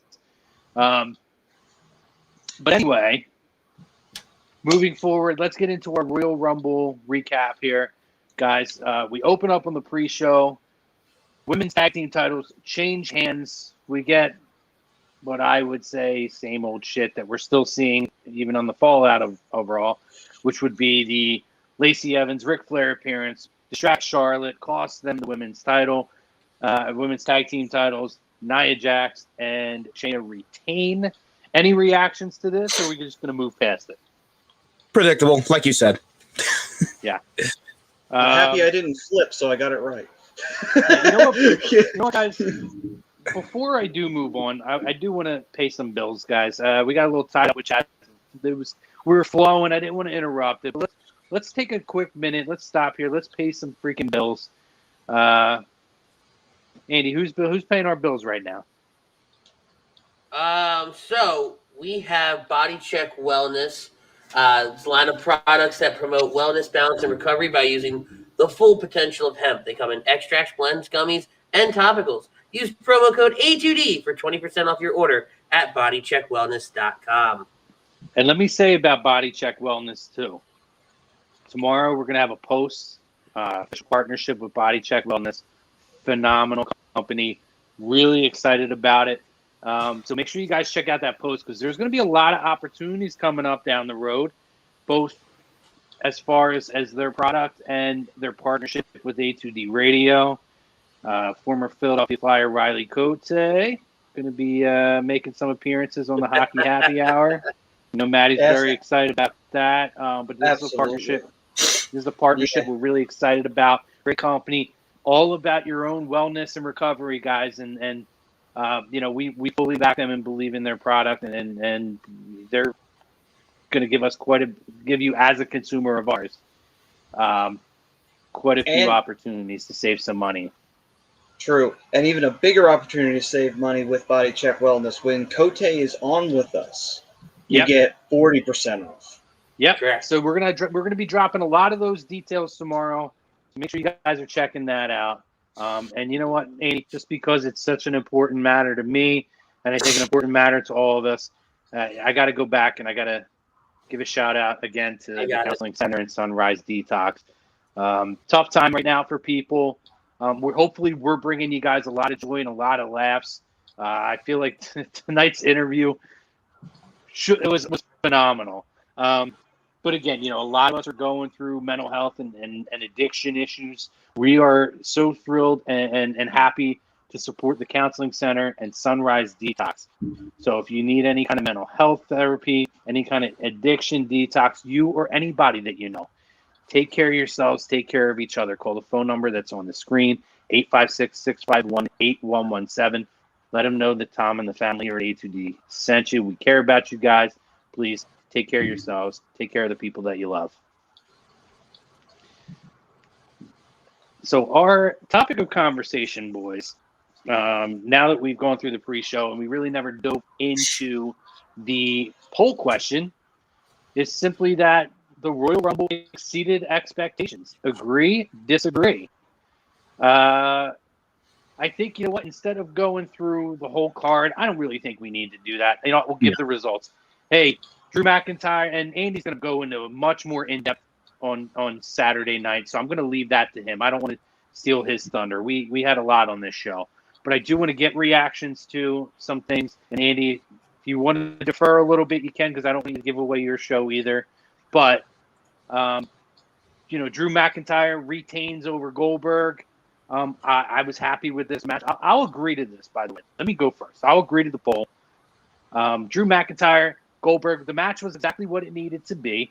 It wasn't as quick as I think we expected it to be. They found ways to stretch the match out a little bit longer, and by a little bit longer, I think it was like a 6-minute match, if that. It was a 2-minute, 31-second match. Well, most of it felt like it was a little longer before the bell rang, so they took that time. Okay, so there you go. I couldn't tell you. I got up and took a piss during this match. So. Okay, well, either way, listen. Don't hit on Goldberg. I think it was what it needed to be, and I think that Drew came out looking strong in this match. They didn't try to overdo anything, and again, you're right. We're going technical timestamp, but half the match was outside of the ring. So that's that. I love the WWE Universal title match. You mean the mess up? Yep. Honestly, dude, stops counting out of nowhere. Jeff, I'm not gonna knock one thing there. We know the botch at the end, but despite it, the work that these two guys put into it, and yes, I know that we saw the same. I know we saw the same thing with Sammy Guevara on AEW 6 months ago. I get it. That's fine. Whatever. However, overall, this match, the story that the whole match told between these two guys, and the fact that we talked about Kevin Owens coming out of this match, or going into this match, a lame duck, dead man walking, and they managed to find Brodo. My only issue with the pay-per-view was that Lana didn't win. Andy heard my reaction to her elimination. There was a lot of yelling going on. But the only issue with that is Lana to get put through a table. Oh, she's been better. She's coming around. Hey, I don't know. For a minute there, I was on the Brodo train of Lana winning the Royal Rumble. I will admit, though, I thought she should have been in the Final Four at least. Not Natty. That would have been good. That at least should have been in the Final Four. Natty being at number 30 was a waste, but I'll rip into that on Saturday. Yeah. But I thought these two guys told a phenomenal story, and for a situation that we all walked in and all agreed that Owens was a dead man walking, I think he still came out of this match and he looked phenomenal. My concern going forward, we'll talk more about this maybe next week, where does he go from here? Because SmackDown, as much of a better show as SmackDown seems to be, the top main event talent is thin. It's beyond the world title. It seems thin. You're not going to put him against Big E because Big E's a monster face right now, and Kevin Owens is being pushed as a face. You're not going to compromise that, I think, right now. So I'm going to be curious going forward to see where Kevin Owens goes from here, because I think he looks like $1 million coming out of this Roman program now, even without the title. And yes, Jeff, I know there was a botch at the end with the cuffs. Blame Heyman on that. He couldn't get his arms around. Couldn't get his arms past his belly to get the cuffs done. I don't know what to tell you. But it was just comical. But I really like that match. I thought Carmella and Sasha was a really good match, very strong. And in terms of the Mania matches, I thought both matches were well booked. I could have did without. First of all, I didn't mind, in hindsight, I didn't mind the Bad Bunny performance. The fact that we needed more than the performance after the fact is an issue for me. It was a 2-minute performance. And honestly, I didn't realize how big this guy is until after the fact. Apparently this guy is like world-renowned. Right, because we're wrestling nerds. But if you look in pop culture, and I listen, I've followed a lot of this. Apparently this guy's a big deal. So I was okay with the 2-minute performance. Didn't bother me. Didn't overdo it. Stuff after I could have did without. Oh, how he almost died? When did he almost die? Coming off the top rope. Oh, he didn't almost die. He was fine. Nah, he slipped. I'm sure he's fine. Why is he dead and why is he a bunny? I don't know, Ryan. I think it's the hair. I think the hair is what makes him a bunny. All I know is that I saw him go on. I muted my television and started watching the Flyers even more, focused in on that because I had a 2 TV setup, man. It was really tough because I had Flyers, Sixers, and Royal Rumble. Royal Rumble got the big screen, but it was tough because I had a 2 TV setup and switch between the other two. I had the Flyers on the laptop, had the Rumble on the big TV, and I have the headset on. I got one ear going on the Flyers game, and I'm trying to watch the Rumble at the same time. And they're playing the Islanders. So it's like, oh, Jesus. What the hell are you going to do? I think overall, though, I look at the way that these events were booked. They did great storytelling, I think, throughout the Rumble matches. I thought Damian Priest came out looking like $1 million. And I will tell you, as a person who is not a Damian Priest guy, really? Yeah. You know that. I will admit, I could see him intriguing me more on the main roster than I think he did in NXT. I think he's going to be one of those guys that I think will fit and mesh better on the main roster than he did in the NXT roster. That being said, I had no issue. It seems like people were lukewarm on Edge winning this. I was a little surprised Big E went out and he wasn't in the Final Four. That surprised me. For the women's, I'm surprised that Shayna was not in the Final Four. That surprised me. But overall, I thought it was fine. I really enjoyed the matches. I thought they told it through. They didn't overdo it on the women's side with bringing legacy stars back. You got the Tori Wilson one. I figured we would get that. Victoria was a fun surprise, getting her back. On the men's side, obviously, obviously Jillian Hall. It fit. She fit. She really. I didn't realize how much Billie Kay is the new Jillian Hall until they were next to each other. But I love Billie Kay. By the way, I was not a Jillian Hall fan, but they work together. But and on the men's side, people said, "How can you announce that Edge came out early?" Well, first of all, Carlito, great surprise. I know we've heard for years that they thought he would come back. Just stuck with her as my pick of the. I got a message from Ryan when she came out. Holy shit, he was pissed. I'm not gonna lie, I actually kind of laughed my ass off when I heard Jillian's music come. I was like, "Oh my god, I remember I remember when she used to sing her own theme song. Jesus. Amazingly enough, in the UWF one, I ended up with the Hurricane, so I still got paid out for shortest time in the ring in the men's battle royal. Yeah, so it at worked least out you got pretty well. Dominic in the one. but listen, I was supposed to have Edge, and then they swapped numbers. That's right. That's supposed to be two. Edge was supposed to be two. You got screwed. And the reason they switched because of the whole angle. I got hoodwinked. They knew it. They did it to you. And then I had Sheamus, so the moment that I saw Sheamus's music, like, oh, I fucking lost. The moment I heard Sheamus music. I you know what, though? With Drew, and I could see the Drew program coming a mile away, wouldn't have shocked me if they would have had him win. If he did, I'll tell you right now, I would have been really fucking happy. I would have been full Ginger Gang mode tonight, even with Mosh in the friggin' interview. But, Carlito, awesome surprise, and I think that it made sense, right? So, I think if you wait to bring Edge back until the Rumble, I think it takes away from the return of Christian, which I was very, very happy to see, and it sounds like it's not just going to be a one-off. Especially for a guy with his issues. You don't bring him back for a couple minutes in a Rumble. He's that kind of guy that I think if you're going to take that kind of risk, there has to be something behind it. So, well, the dirt sheet said he's been cleared. So I would say it's probably like you said. It's probably they're going to build something up for a part-time campaign or something. He'll probably end up with an Edge type of run where he'll probably do 5 or 6 pay-per-views a year. Part-time, which I'm fine with. Awesome to see Christian come back. Love the moment between them two hugging it out in the ring and seeing them do some of their double team moves was really special. And again, I think you take away from that if you hold Edge as a surprise. So I was glad that they, in hindsight, that they did announce Edge ahead of time and Christian was able to have his moment. And Carlito as well, by the way, who again looked phenomenal on Raw when he tagged up with Jeff Hardy. So I'm really excited to see him. Glad in a COVID era that he didn't bite the apple and spit it in somebody's face, by the way. Pretty on.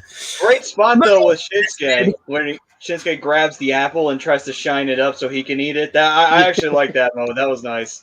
Yeah, but overall, and to me, the women's, and listen, this is the shit I hate about the internet. Who fucking cares if her toes actually hit the fucking ground? Honestly. I missed it at first. I watched it back live. It didn't look like it to me.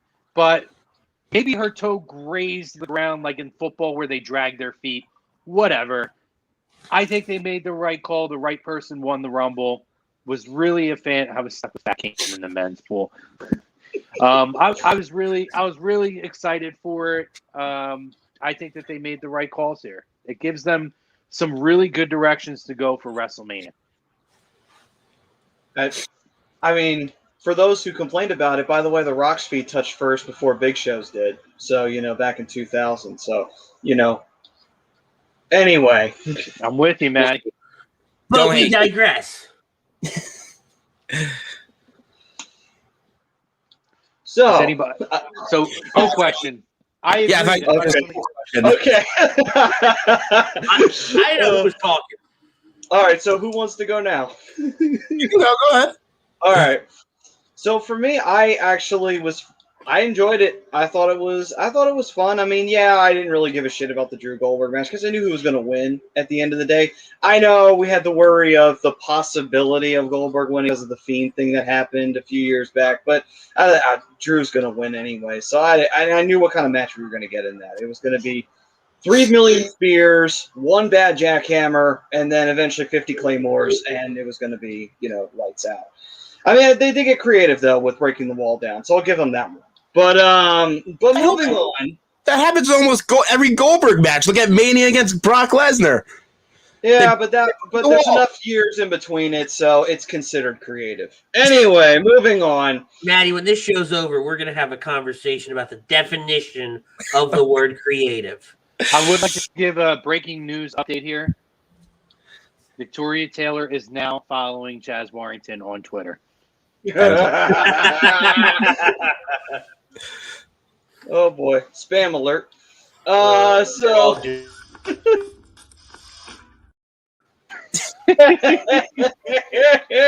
Dynamite time to drop that in there. Well done. Well done. That wasn't me. So even better. Okay, moving on from that. Besides me not caring about that match, Carmella and Sasha, I was happy to see on the main show. I'm surprised they didn't put that on the kickoff, only because you have the women's. But I get it because the women's Rumble came right after that. But I was thinking like, surprised they didn't put the women's tag titles on there, only because it's Charlotte and Asuka. But then it makes sense because they had the women's Rumble right after that, and only because we've seen Carmella and Sasha before. So I thought they might do that. But anyway, still though. To answer Steve's question, Butters ain't on this show. He's not good enough for this show. He's on the champion, a software engineer from Salt Lake City, Utah. Margarine. Again, not me. I swear to God. Butters is in developmental right now, okay? No. Butters is working. Let's call it what it is. The man has a job, believe it or not. He's in developmental. We all got jobs. I don't want to hear that. We all got jobs. So in this very ring has stepped up. They're now OVW.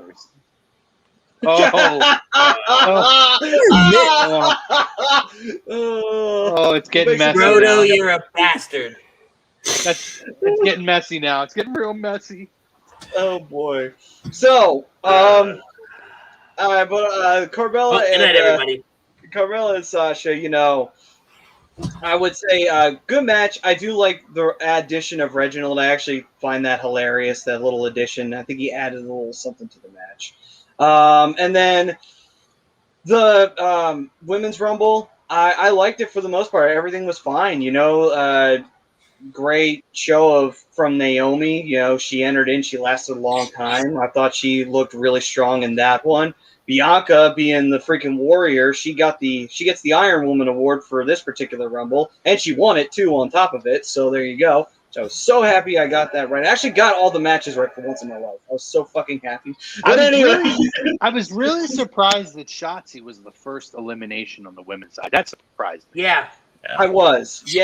Yeah, I was too, but I love that where she came out in the tank and she shot the thing at Billie Kay, and Billie Kay was on the headset right after that, and that was perfect, by the way. Billie Kay not getting in the ring, getting on color commentary, fucking perfect. Yeah, she is just killing it right now. I'm a big fan of Billie Kay and what she's doing right now. But she was just like, she flew right by my head. And then I think Graves said, she was aiming for Byron, but she missed. Anyway, that was actually a good comment. But yeah, overall, great stuff. Great stuff from the Legends. I forgot Victoria could do the tarantula, so I was actually kind of happy to see that. And then for the WWE Universal title match, I thought Owens looked strong again. He looked strong at TLC. He looked strong in this match. Doing the whole spontan off of the, the forklift. Yeah, that was awesome. I thought for a second he was going to do the old halftime heat thing where he was going to put the pallet down onto Roman to keep him down for the 10 count. I thought he was going to do that. I was like, oh, okay, never mind. He's going to do the high spot here. Okay, cool. You guys notice him burn his arm on the light? Yeah. Yes. Crazy, man. I mean, but that was a good match. It was a really good match. I'm really liking what they were doing there. See, that's not a golf cart. And again, we talked about when they did an AEW, but so different here. And he went through that plexiglass. I think about so much that could have gone wrong there. If he hits that weird and the top frame catches his neck, he could break his fucking neck. It could have gone so wrong. The plexiglass could have smashed Roman in the face. I just thought about the way they did that. And even with him hitting it absolutely perfectly, and Roman was not driving that thing slow. No. It's insane that they were able to go on. Is it sad to say I was watching that, and when Owens got ran over by the car, I started laughing. I was like, what the fuck? He pulls out a fucking... I didn't know that was an option the whole time. Why the fuck didn't he just do that in the first place? I'm like, you would have won in 5 seconds into the damn match. But I had a couple friends over for it, and they're like, it's 2021 and Samoans are still running people over with cars. Oh, yes. Well done on that one. Did it for the right. Great lineage, though, of them running over people in cars. Hey, Owens should consider him lucky. That's a very prestigious club. Him and Austin, very exclusive.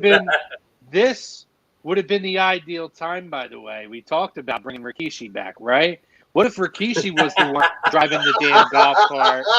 Oh Right? my God! With somebody else that he hit with a stunner.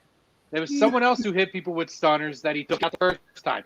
What if he was the one driving the damn golf cart? That would have been I would have lost it. I would have popped for that. That would have been it. That would have been great. Oh my God, that would have been tremendous. But and that would have made this actually. To be honest with you, that may actually would have surpassed the women's Rumble. I don't think it would have surpassed the men's only because Edge won. That's the only reason why it wouldn't have passed. But I think it would have surpassed that at least for the match of the night.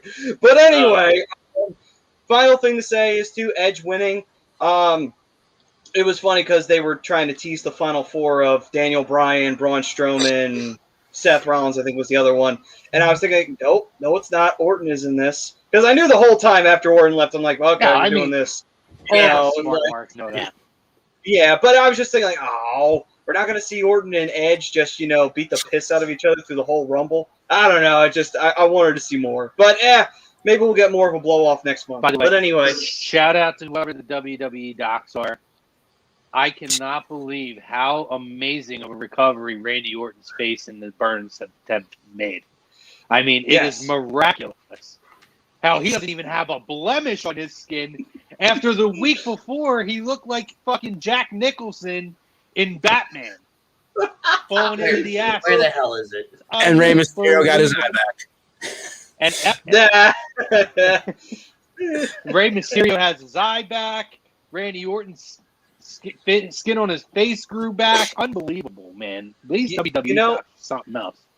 We're going to knock WWE a little bit here. Where the fuck are these doctors on the pandemic that we got going on? These are fucking miracle workers here, and they're not helping the world right now? Jesus. This is proof that everything that CM Punk claimed was bullshit. Because look at what these docs are doing now. I hate both of you. But yeah. Anyway, so... yeah, Edge winning was awesome to see. I've heard the rumors of who he's going to be facing, and I'm even more excited. And if those rumors are true, are you? What?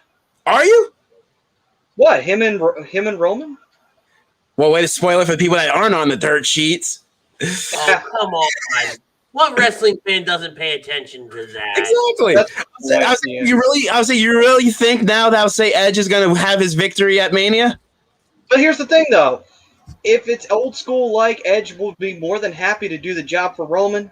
And it would be more adding to Roman's storyline if you're going to get that Rock payoff next year. You can add that to the list of guys he's conquered at the end of the day, and he seems more of an unstoppable force. That's just my personal take on it. Edge ain't down force. He's a guy that's been out of the ring for 8 years. Yeah, he's doing well what he's doing. He put on a 20-minute match last night, but come on, that's like saying Drew McIntyre being Goldberg last night. Who could freaking I love Goldberg, but he can barely breathe after a match. That beating him makes him look strong. Any logic? Yeah, listen, the commentary was the strongest. It was a war. It was an all-out fight. But here's the thing, though. You can make it that way. If you do one thing, I don't think they'll do it, but it would be great if they did it at Mania. You put it in a TLC match. Edge, the master of the TLC match, put him in his backyard, facing off with Roman for the title.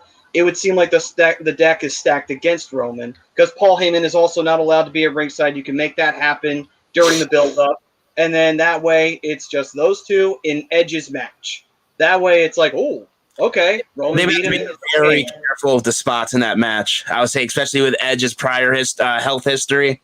I know. That's why I don't think they'll do it. But, boy, would that be fun to see a TLC match for the Universal title, have Roman face off with Edge. Two guys who do the spear. And secondly, on top of it, you have it in Edge's match.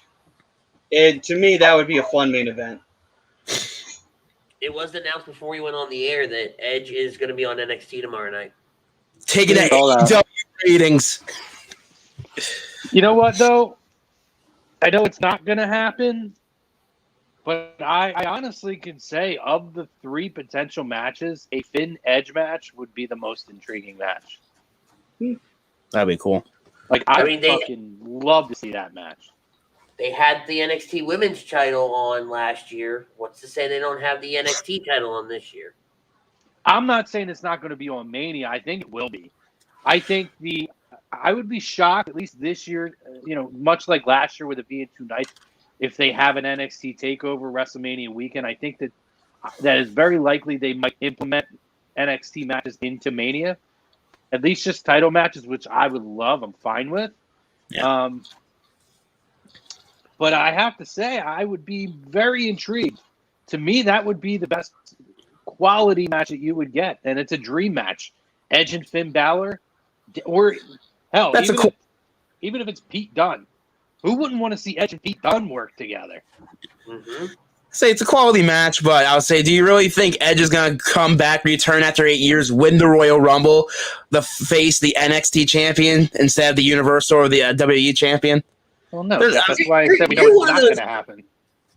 Are you one of those "it's still real to me, damn it" kind of guys? No, but you don't have logical storylines. You don't want, okay, he came back, I want to challenge Finn Balor.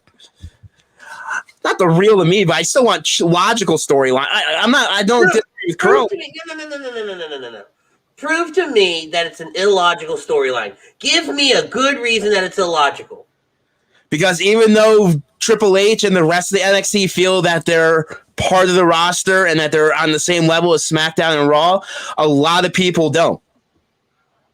That might be the dumbest thing I've ever heard. Yeah, well, I'm pretty dumb, so. As long as you admit to it, I'm okay. Well, listen, I mean, a lot of people said the same thing about Rhea and Charlotte last year, and look how that played out. That's one. Yeah. That's to go against it. But do we realistically think that's going to happen? No. But in terms of, are you trying to put together the best card? I think it would be. But no, storyline-wise, you can make the argument, too. We've never had Roman and Edge. We haven't had that match. Well, yeah, the spear versus spear. That's what they're going to be building for. Honestly, I'm not getting too hyped for this Mania. I'm going to give it a couple of months, but I'll say you had no big surprises in the Royal Rumble, which is why I disagree with the comment that it exceeded expectations. Don't get me wrong; it was a decent pay-per-view, but when it's considered one of your top 4, I expected a little bit more. And the matches were. I'm not saying the matches weren't good, and just the outcomes were a little bit. The winners, I would say, were pretty. You knew who was going to win.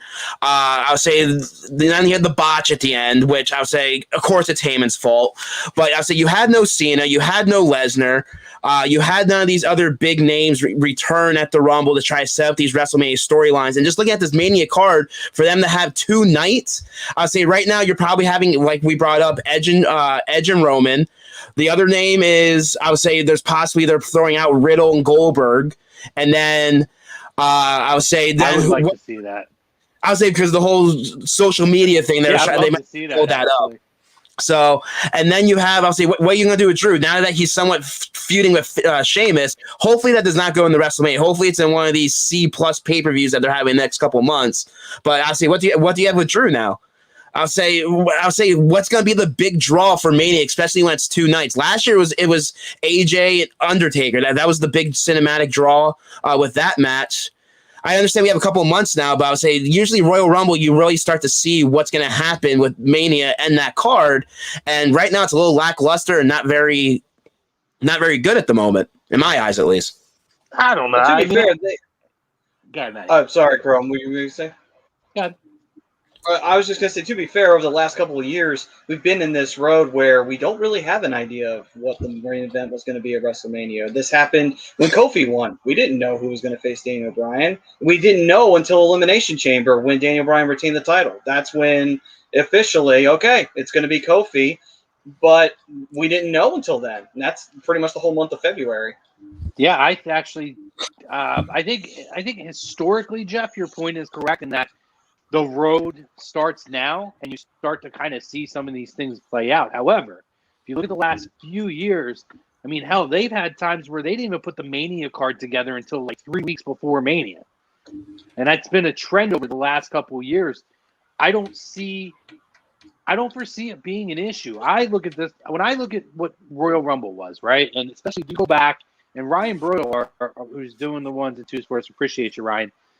The point that he's made quite a bit is Rumble started to lose its ambiance. card top to bottom wasn't great. Some of the Rumble matches as a whole weren't great. But you look at what last year did, and then I fast forward to this year, right? We're not oversaturating it with matches. They had all high-quality matches, and I think the gauge that you look at with Mania is, or I'm sorry, with the Rumble is, did you feel like it dragged out at any point? Because the Rumble particularly can be a pay-per-view where it feels like it drags. There was never a point in this pay-per-view that I felt like, oh, man, I feel like this is a 4-hour pay. There's a 4-hour pay-per-view. I felt like it was 3 hours, maybe 2 hours and 45 minutes. I felt like it went by really fast. You're not going to get Brock Lesnar because he can't get out of Canada right now because he can't get back in if he comes here. You're not getting Cena because he's filming a movie. I didn't expect any of that. To give me Christian, a guy who I never would have thought that I would see, again in a ring, to give me that moment was awesome. A lot of people are big Carlito fans.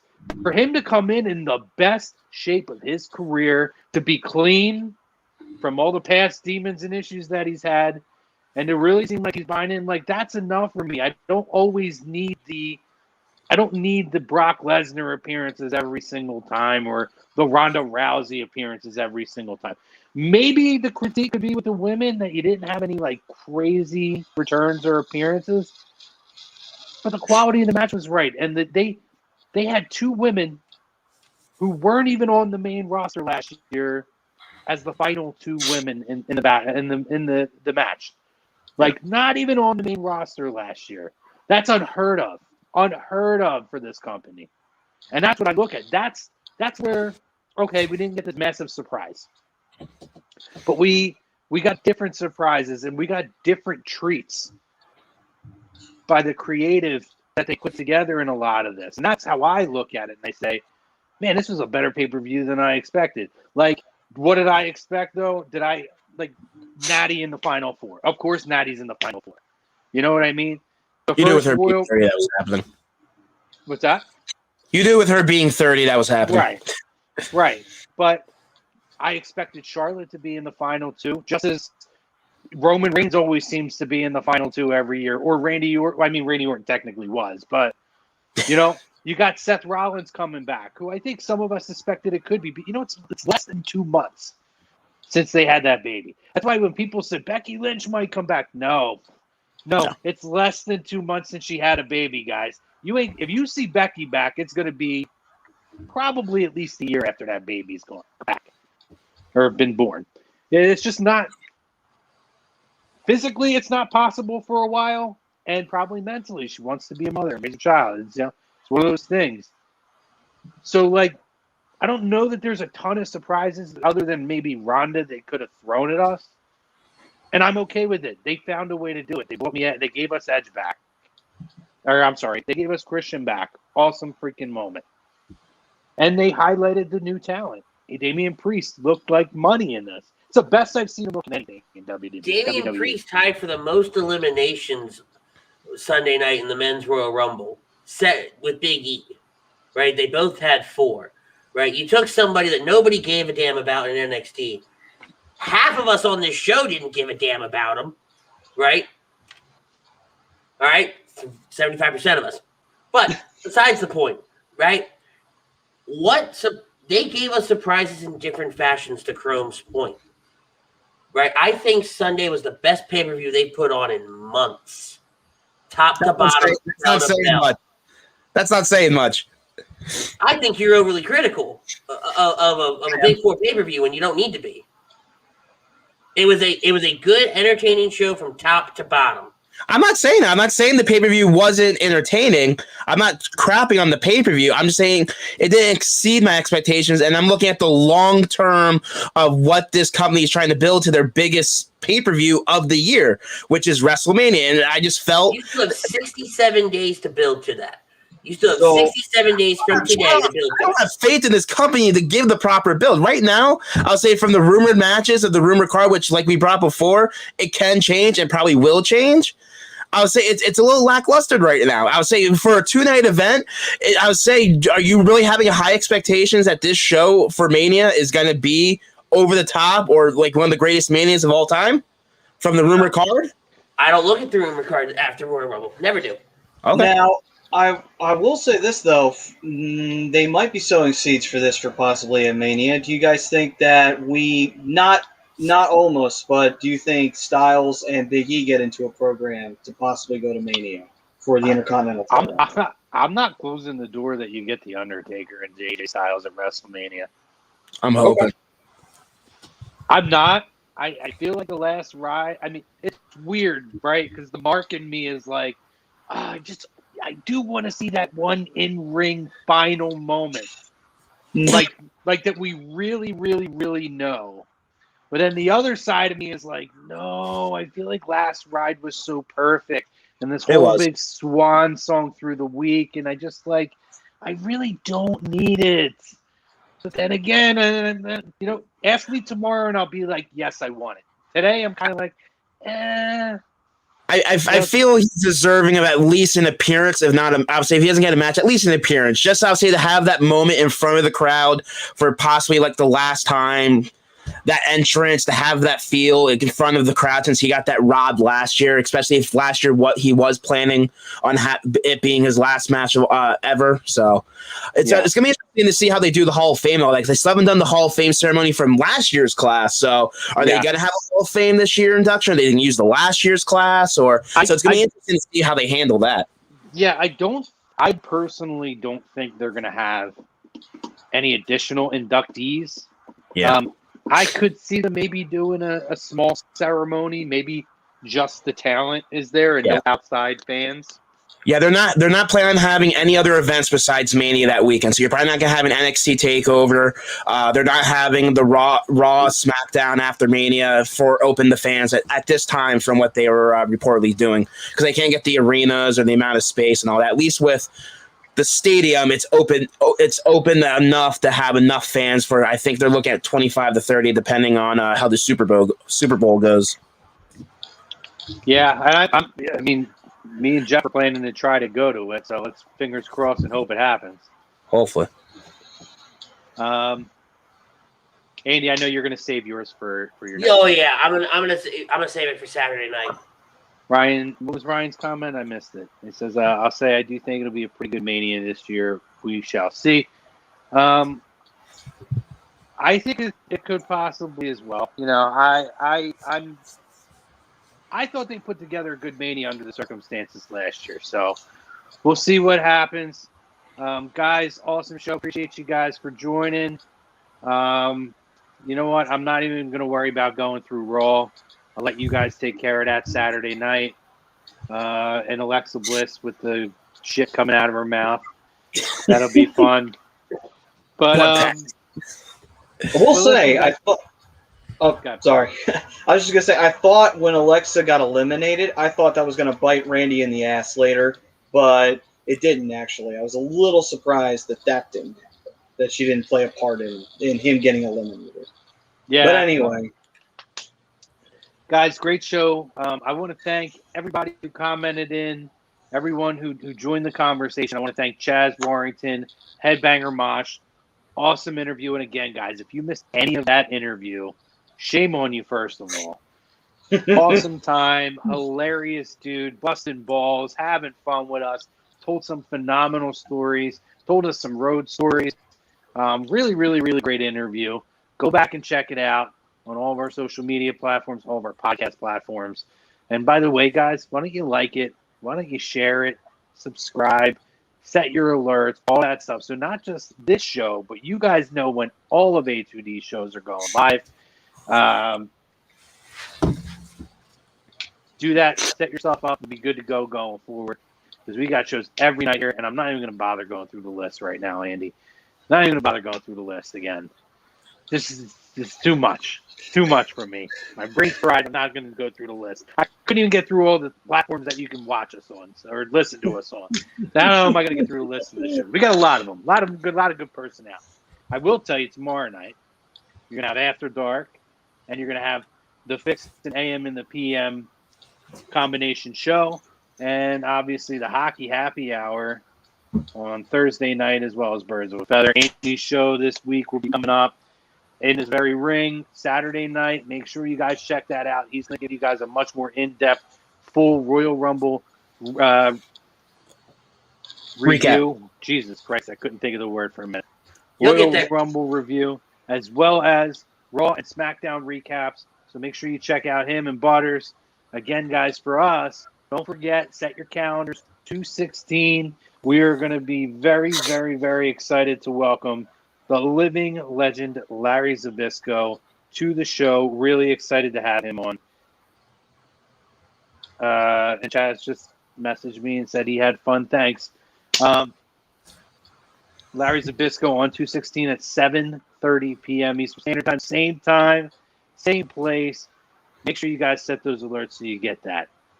Thank you to our doctor, Dr. Paul Vidal, Specialized Physical Therapy. You can find him on the web, specializedphysicaltherapy.com.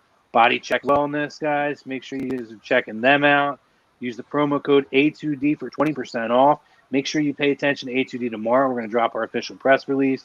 And that's going to give you guys much more in-depth in terms of our partnership with them. And we're really excited to be partnered with bodycheckwellness.com. And again, it's a tough time for people, guys, right now. Very, very difficult time in the world, whether it's from COVID or it's from other issues. So, we here at A2D, we're very happy to be a part and to support the Counseling Center and Sunrise Detox. If you or your family or anybody that you know has any kind of mental health issues, any kind of addiction issues, please call that phone number. I don't think it's on there, so I'll read it. 856-651-8117. Again, that's 856-651-8117. Let them know the family at A2D sent you. We care about you guys. We want to get to you guys get taken care of. We care about all your loved ones. And that's it. So, good stuff. Oh, do me a favor. Put the GoFundMe up one more time. I want to make sure we get this out there for our fans. There it is. So in case anybody is living under a rock, anybody in this area particularly, over the weekend, massive fire in the Ocean City Boardwalk. Everybody's all well aware of All Campus OC, one of our sponsors, one of our good friends, John Coyle, who go back and you can actually hear his time that he spent with the guys on Sunday on Agree to Disagree, and the devastation of that fire created a lot of issues and damage for the business. So, for us, we want to see if we can do what we can to try to get this out there and get some help. They're located between 10th and 11th Streets on the boardwalk. We don't know what the full extent of the devastation, but please, your prayers and your donations, anything that you can do to help us, help them would be greatly appreciated. There's a GoFundMe, as you can see on there. If you can't afford to put anything in, just share the link for us, guys. Get it out there. The more people that can see it, hopefully the more people will be able to contribute. So, our thoughts and prayers are with John and the fam there.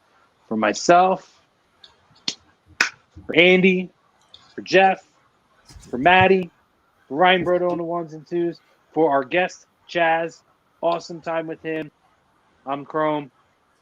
We out, guys. Have a great week. Stay safe. Take care of yourselves and each other.